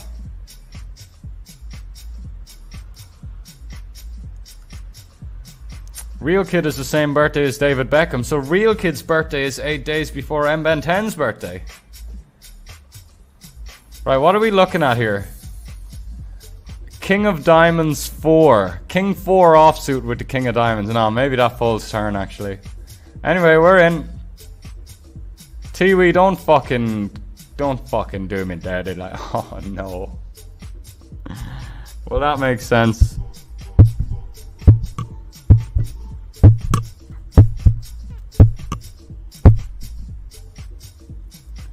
Jamie Seafield coming in with the 10 months. Thank you so much, Jamie Seafield, for the tier 1, mate. Thank you for the continued support. Much love, brother. Hope all is good. Jamie Seafield says, good luck, Sven calls. Fucking hell. What a fucking session, eh?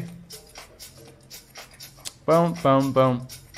We're live on stream for 4.5 hours. We played about 3 hours before that. Let's just see. Oh, man, at least now I can close ACR and open it back up, because the lobby was literally just fucking up for ages, mate. Boom, boom, boom. We could reg more tourneys. Wait, what time is it? No, it's cash games or it's bye-bye stream.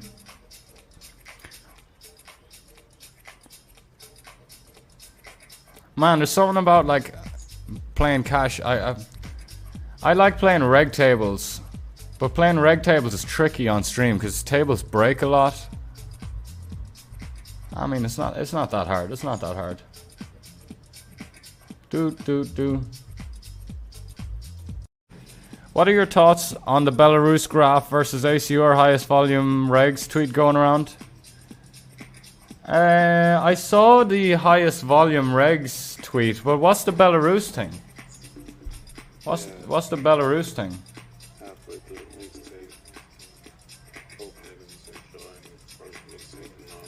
What in earth is that?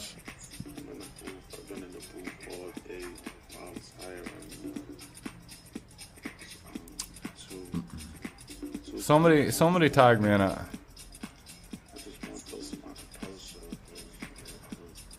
Okay, this is what you're talking about, right? 30 of the highest volume regs in ACR and their consolidated graph. Here's the stable of Belarusian bots in 2022, side by side the highest volume MTT players humans.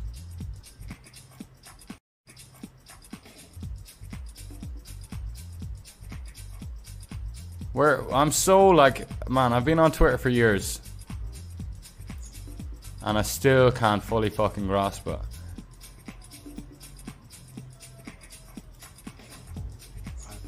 Dude.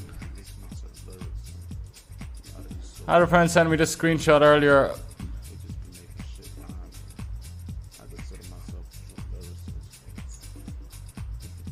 Okay. Jesus, yeah, this is looking shitty. So these are all the Belarusian bots, but Belarusians are...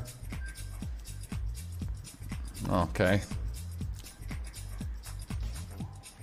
Well, now do you understand that, like, fucking the oh, Sven, does the GTO work at low stakes? You see, like, these guys, clearly, if they are bots, and which is basically like scummy real-time assistance, they're just fucking crushing it. And the 30 highest volume humans... Where's that one?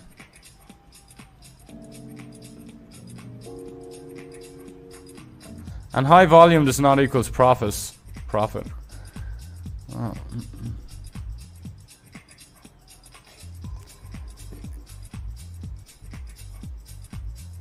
Yeah, no, Barry usually makes some good points there, like...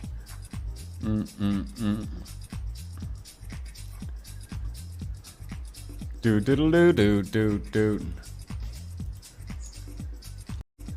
Take a little breather and then we'll get into some cash. Yeah, so Achilles heel, it seems like the Belarus, it's just like, it's the highest volume ACR grinders compared against Belarusian bots. But there might be a few bots there, I don't know if they are or they aren't. But they could also just be Belarusian regs. I've always said that I think the Belarusians are the best pound for pound poker nation in the world. And that's from before I would even grind on ACR. Just like some of the stars guys, like the Belarusians can fucking play. It's crazy stuff. How do I find that thread? Yeah, I was just showing it on stream there. Bromsurg says, do you play often in the Vic? How do you like it? I enjoy the Vic, usually because my friends are around. One time I was having some issues with getting into Grosvenor. I was in Blackpool at a GUKPT, Grosvenor UK Poker Tour. And I was with a couple of friends, some non-poker friends, right? My friends got drunk. I was playing some cash in the casino in Blackpool. My friends were there as well. They weren't playing any cash or gambling at all. They were just at the bar having a good time. Some shit went down with one of the lads and the waiter. And the waiter's, you know, the waiter said the waiter was being a bit of a dickhead apparently. My mate threw a drink in his face, which is just like, it's really fucking dumb to do as an adult in a fucking establishment, but he's pissed drunk and like, you know, I don't think he's gonna do anything like that again in his life really. But anyway, we all left the casino. I apologized. And we all left the casino. And it felt like nothing happened. But I should have known that it wouldn't just get away that lightly. Because when you go into a Grosvenor casino, everyone scans in. They've got your little Grosvenor card. You have to sign up and be on the system to be in there. The 3 of us left. The 2 of them were kind of having a laugh about it. I was a bit stressed out. I was like, come on, that's kind of like my place of work there, where you're kind of throwing a drink in the face. It was all fine that night. Anyway, fast forward a couple of months, and I'm in London at the Vic for the GUKPT. And I played a few events, but then all of a sudden I go into the Vic, and they're like, you're barred. I'm like, what? Why am I barred? It wasn't coming into my head, like, why I was barred. I like couldn't understand it. And then I found out that, oh, Sven, something happened in Blackpool. And I'm like, oh, so because my friend was in an altercation, and if you'd look at the cameras, you can see that I wasn't even 20 yards, within 20 yards of my friend when it happened.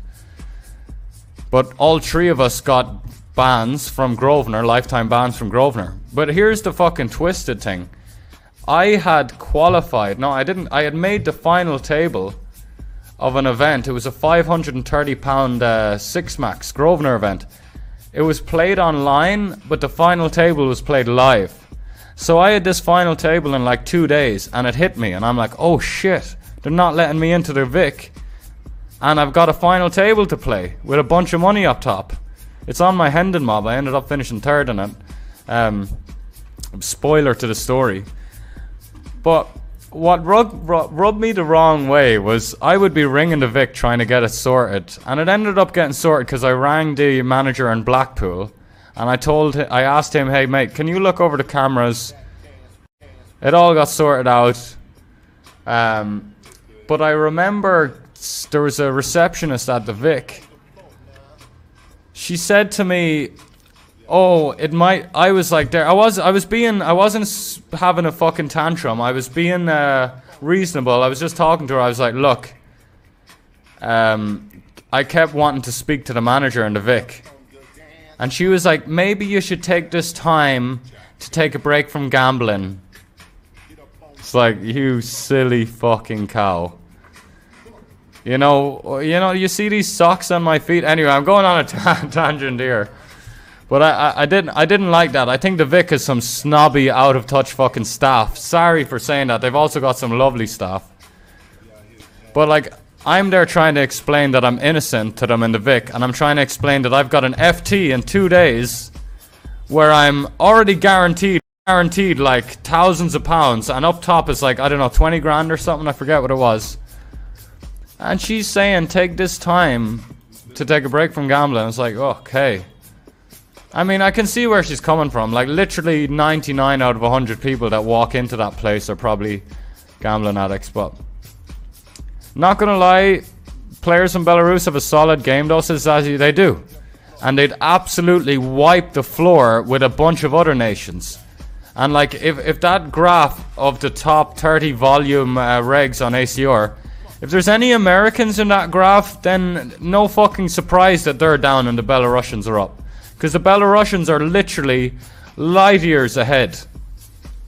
The fucking American guys are cavemen compared to the Belarusian regs.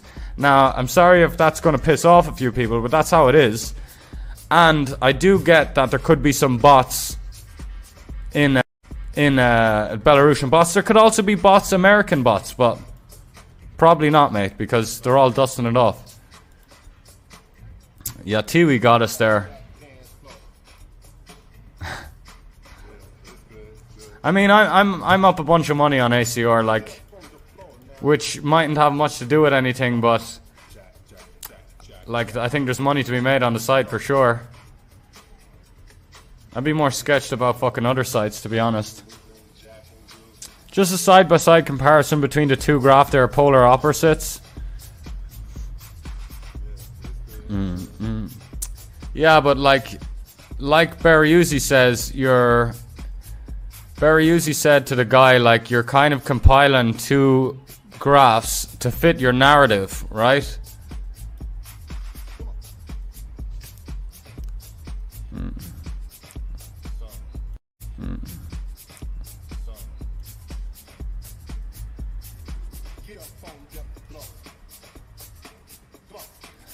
So this is the highest volume, top volume regs. Like volume, what does volume even mean?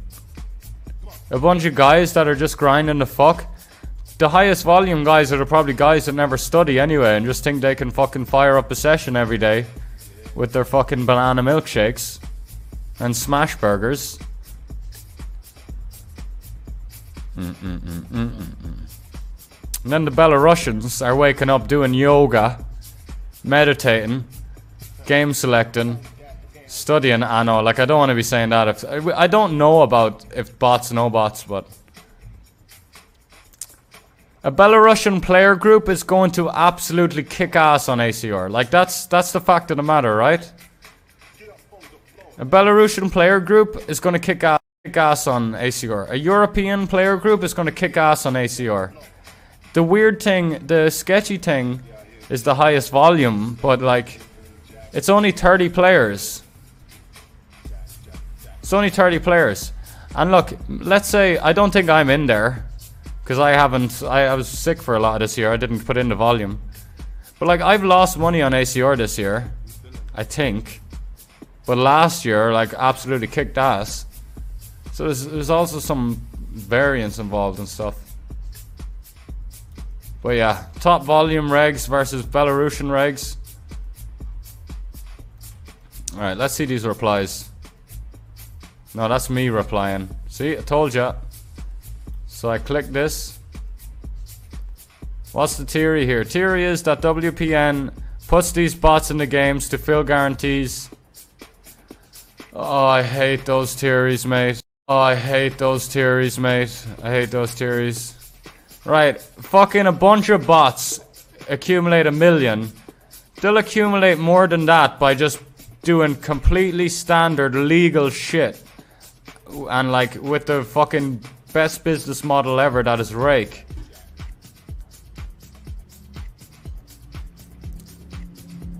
What are the screen names of the Belarusian stable?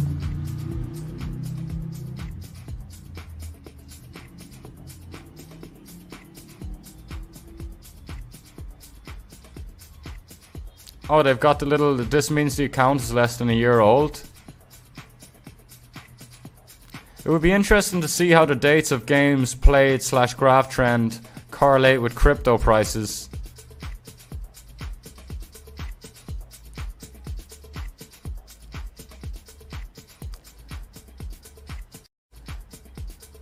What about other countries? We got Georgia, Russia, Ukraine, and seems like a lot of new Canadian accounts lately. I know when I visited Prague and played some live poker, we met a kid who told us about these bots being built for the Poker King skin. I truly believe that skin.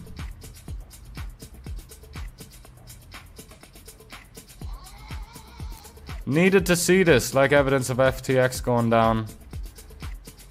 Oh, mate, you know, 9 out of every 10, no, let's call it 19 out of every 20 poker players are fucking, you know, you're sitting on the bench. You know what I mean by sitting on the bench? You don't make the team. You're not good enough. There's not enough skill. There's not enough talent. There's not enough hard work.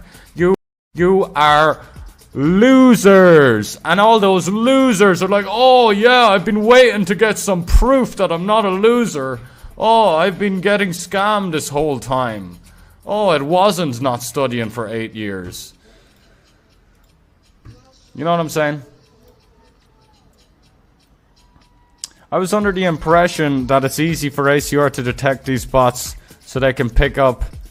Yeah, who the fuck knows that they're bots? There's no proof that any of those regs are bots. You know? I would assume that a couple of them are, because they're, but maybe that's just from me getting kind of brainwashed with this whole narrative that there's Belarusian bots. Like, Belarusian regs just started kicking ass. And all the Americans are like, oh, these guys must be cheating. No, they're just not American. They're Belarusian. They've got a lot less money, so they have to grind. They don't get fat salaries slapped on their head.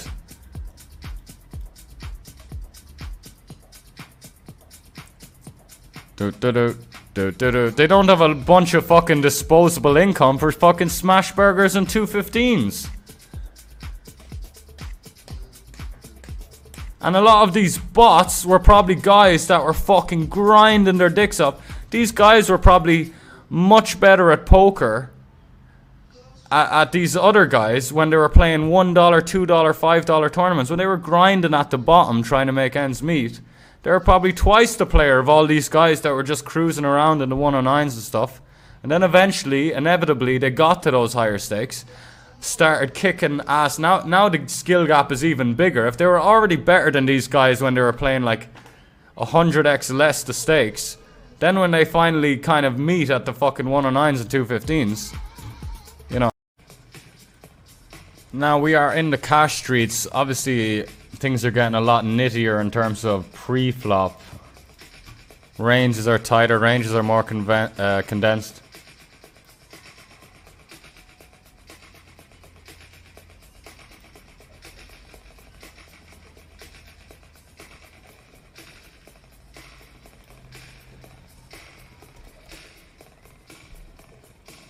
Ah, Anthony Kalange in the mix. Go on then.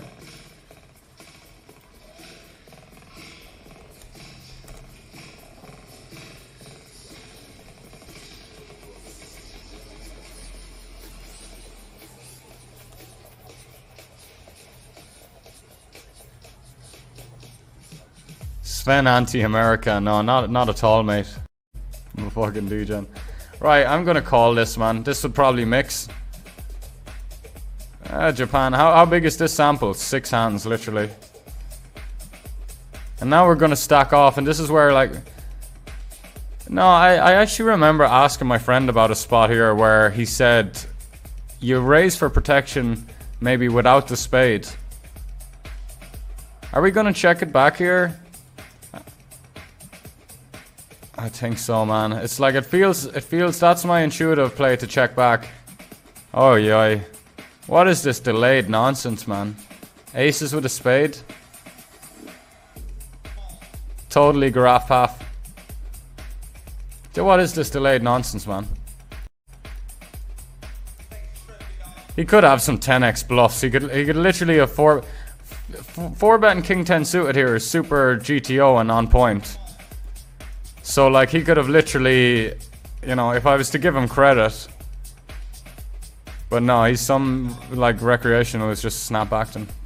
Pretty tough spot to fold. Pretty tough spot to fold. Ace 5 gets there as well, by the way. That's another 4-bet bluff. He's not value betting worse now. I think we just call. We got the random factor, man. It's that Japanese flag that's earned it to him. Yeah, aces, of course, aces. We tried so hard on like basically every street to like, you know. Anyway, nice hand, nice hands. When the flop came down, I was like, okay, we're getting stacked now. He checks. I'm like, okay, I guess check back. Alex Canu's course has a lot of flats. Yeah. See, I've heard bad things about the Alex Canu course. Honestly, mate.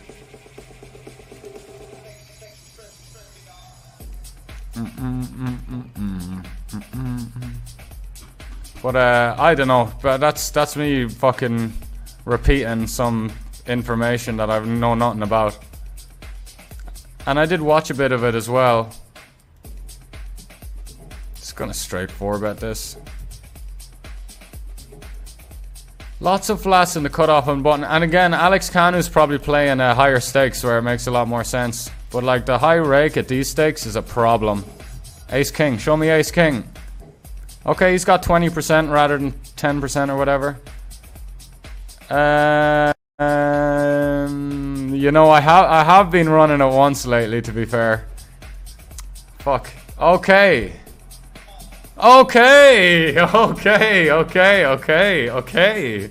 This run out, it was very cool. That first run out was very cool. Unlucky, mate. Is that the guy who stacked us with the aces and jacks? No, it's not. It's not.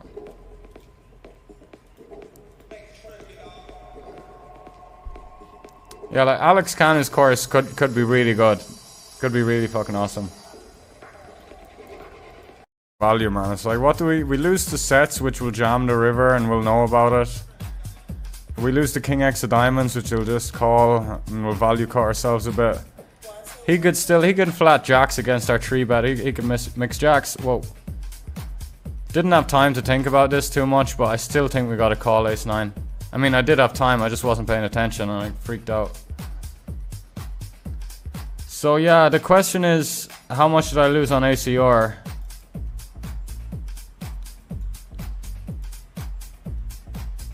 I'm genuinely interested, man, because I didn't check yet. So, at these 3.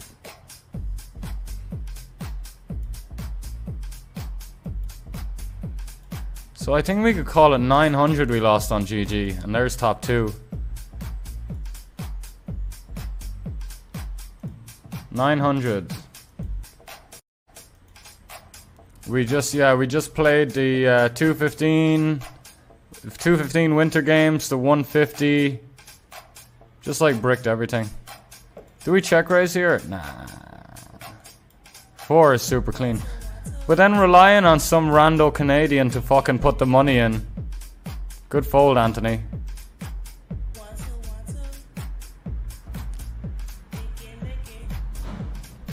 Oh man, I was kind of just probably should have check raised the flop, because now we're in the same issue.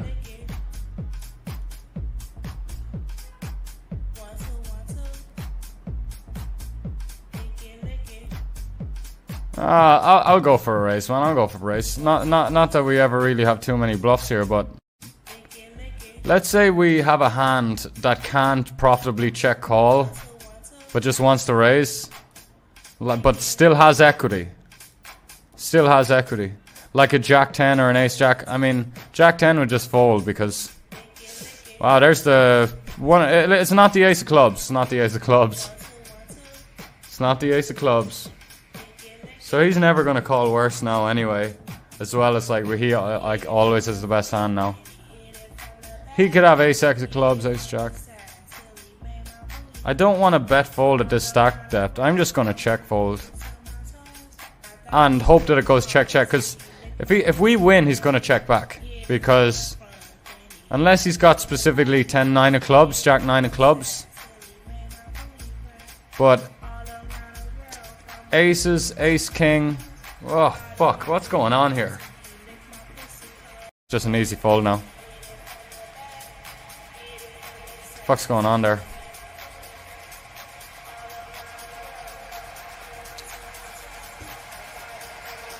Right, let's see on ACR moment. I got oh, okay, nice. Oh, because I'm in cash to 109. 12, lost 2100. So we dropped 2k. We dropped 2k today. We dropped 2k on Saturday as well, but a lot of winning sessions before and in between. But yeah, 2100. That's like, we fired much harder on Saturday, and like today we didn't even fire hard at all. Out of my last 10, 11, 12 sessions, this was probably the most chill in terms of re-entries, because I started my session late as well, which made me skip a few tournaments. And that all worked out really well because I never really got too stressed.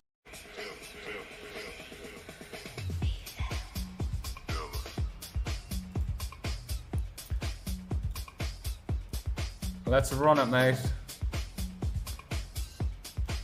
Tick it.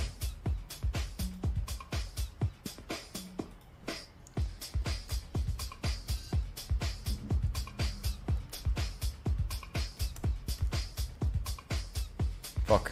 Did it? Man, I feel like if that cashed out or something, like, don't look at this dirty little cash out price. Fuck off. By the way, he was reg tagged, and the queen 10 off we folded pre-flop against him earlier. I wish I could have that queen 10 off back.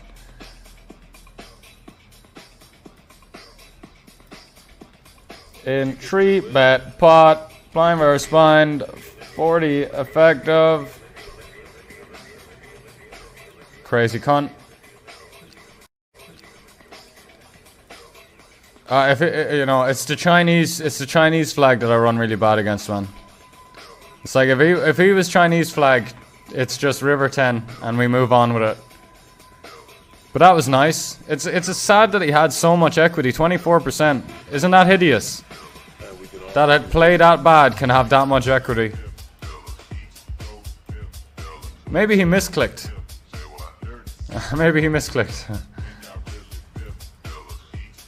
Cryptwiz, thanks for the stream tonight. A lot of good topics. Good luck with the cash session. See you, bro. Good night. And good night, chat. Yo, Cryptwiz, appreciate you hanging out, man. I'll chat to you soon.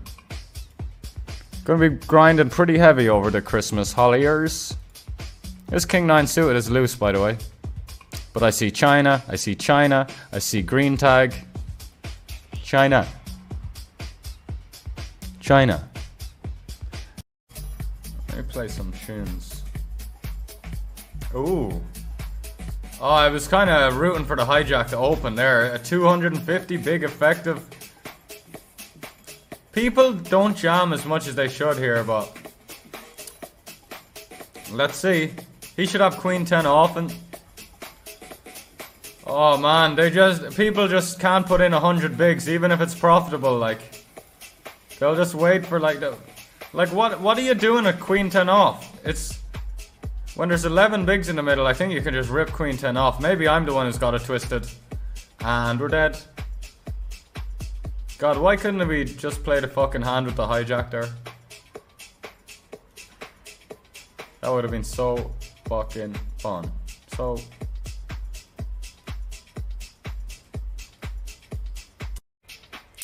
Superficial wants to know how's this cash game session going. I don't know right now. We did just have an MTT session where I lost 2100. In terms of cashish,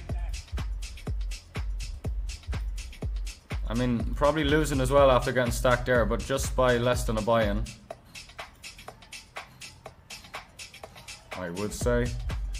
So, add on 600 to that, 5200. Yeah, we're down about 70.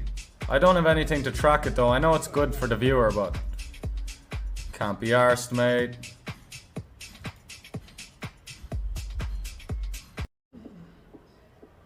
$6-5 suited, a fucking powerhouse.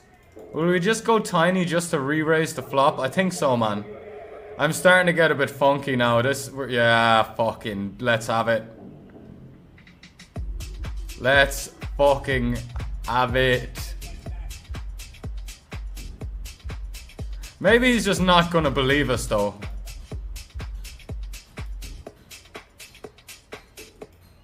Well, we'll put him to the fucking test. So, 28 is gonna leave us with 86.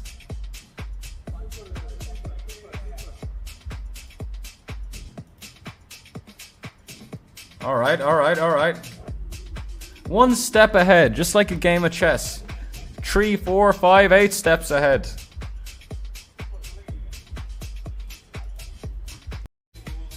Eddie, Eddie, Eddie. Wow. Wow. Okay, I couldn't give a fuck, man. Eddie. Oh, Eddie, Eddie, Eddie, Eddie. And I wasn't worried about this guy behind because getting it in against 27 bigs when there's 14 bigs in the pot. God, see, my logic is that he's just open ripping all of this. Yeah, and see what I'm saying about 9 deuce there behind. Mr. 57 VPIP. Old coin never has it. Eddie Shark barely ever has it. Like, I'm expecting to run into aces and kings and queens maybe. But not ace king. He's just called the ace king. Have we hit a 5 on the river though? Oh, okay. Okay. That was loose. I just wanted something slightly better. Like, give me Jack 8 off, but we still took it, man. Eddie can just limp in there with so much stuff, man. And I was just expecting him to jam. Like, so much of the hands that he's going to stack off with pre are just going to jam. Right? 10 big blind splash pot. You've got 40 bigs. Very logical just to kind of ship it in there. Like, and don't say, oh, he got you. Because he doesn't know that... He doesn't know that some guys in the big blind, like, trying to fucking... You know, being trying to be all like Chippy V, trying to make chips, trying to make money. Like, he just let it go multi-way. If I did what 99% of people would do there, he just let it go multi-way with his ace king. I don't know.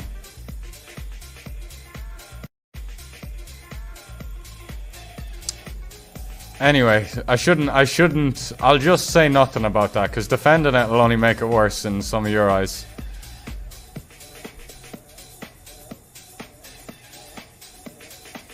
I remember it good, yeah. I mean, like, I definitely wasn't battling for money back then.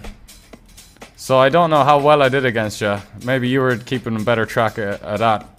But overall, in the heads up 200 Zoom streets, we did pretty okay BB per 100 on our hand to note.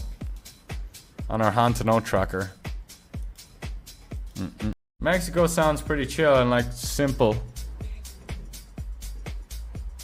I like countries that are just kind of easy, you know?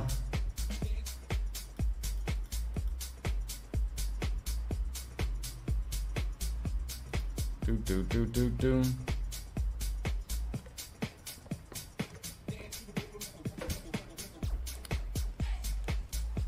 I think this semi-cool hand over bet.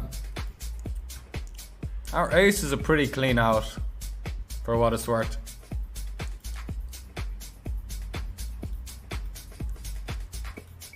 Banging it off, banging it off. Well, we'll put that to the test.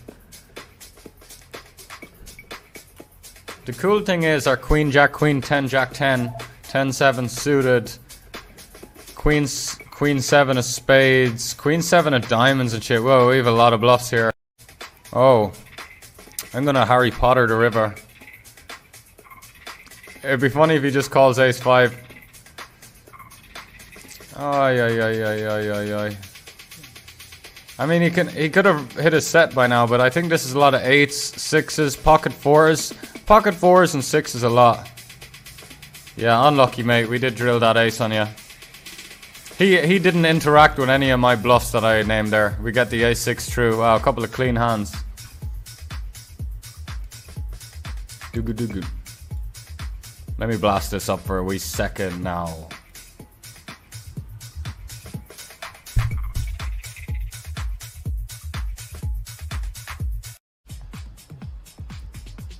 Man, nobody said anything about the offsuit jack X earlier. I kind of feel bad. I wish someone did, man. Like I want to be challenged. Well, I don't want an argument, but I want to be challenged by someone who makes a good point on why that's a point, because then it gets interesting. King 10 off now. This is quite lineup dependent, and they all look pretty clean. Ace of spades is a nice card to have with the c-bet. They can have 8s and 7s, pretty pure. We didn't go for the huge size. Our size might have been a bit too friendly. Pre-flop, that is. Pre-flop. We went 4x, 120 effective.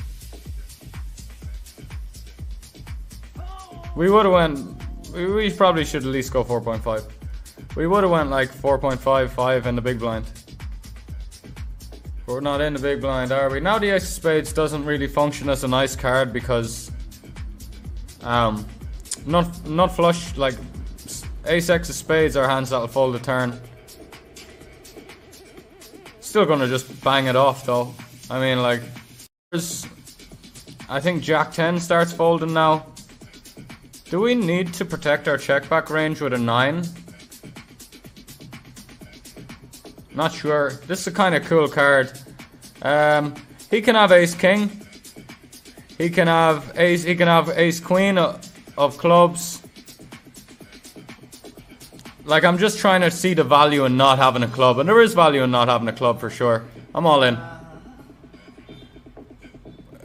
Judging by the speed of his fold, we had the best hand a lot. He could have had like jack 10 of clubs or something. Yeah, going back to the question, do we need to protect our flop check? with a 9 when we can just check back 6s, and we can check back 8-6 suited. We can check back hands like 10-8 suited, Jack 8 suited. Like, do we need to check back a 9? Probably fucking not, you know. I know we're on a 4-liner now. This scares the fuck out of me, by the way. One time I was playing a huge pot. I shit you not, like 200 effective, not exaggerating. We're just gonna bet big here. Oh shit, I wanted to show you. And I clicked this because I always would see this pop up. And it's like bet and muck, and I'm reading it and I'm like, what? And I realized, like, if you click that, it'll just like muck your hand. Fucking scares the shit out of me. But it's an interesting feature. I'd always just rather see what my opponent had. If I'm bluffing, I'd rather just see what my opponent's gonna call with. But I don't know, do ya in this? I know in live poker, if you muck your hand, your opponent doesn't need to show.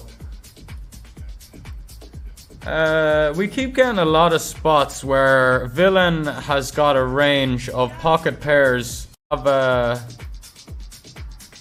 queens and jacks. I think that's nicer. Oh, he doesn't care. 10x, king x of hearts, 2 pair, fair. Cheeky little slow play on the turn. I'm not sure if that's what he well, he can do whatever he wants, but I wonder what Theory does with 5-4. Cause I'll tell you what's cool about not raising 2 pair on the turn there. Guess how much equity I had? 0. I was drawn dead, right? A bunch of my hands are gonna be drawn dead when he's got 2 pair. And if he raises, he's just gonna make me snap fold all those hands that are drawn dead. When he check calls the turn there, boom. He's keeping in a bunch of hands that have 0% equity. And it worked out perfect for him.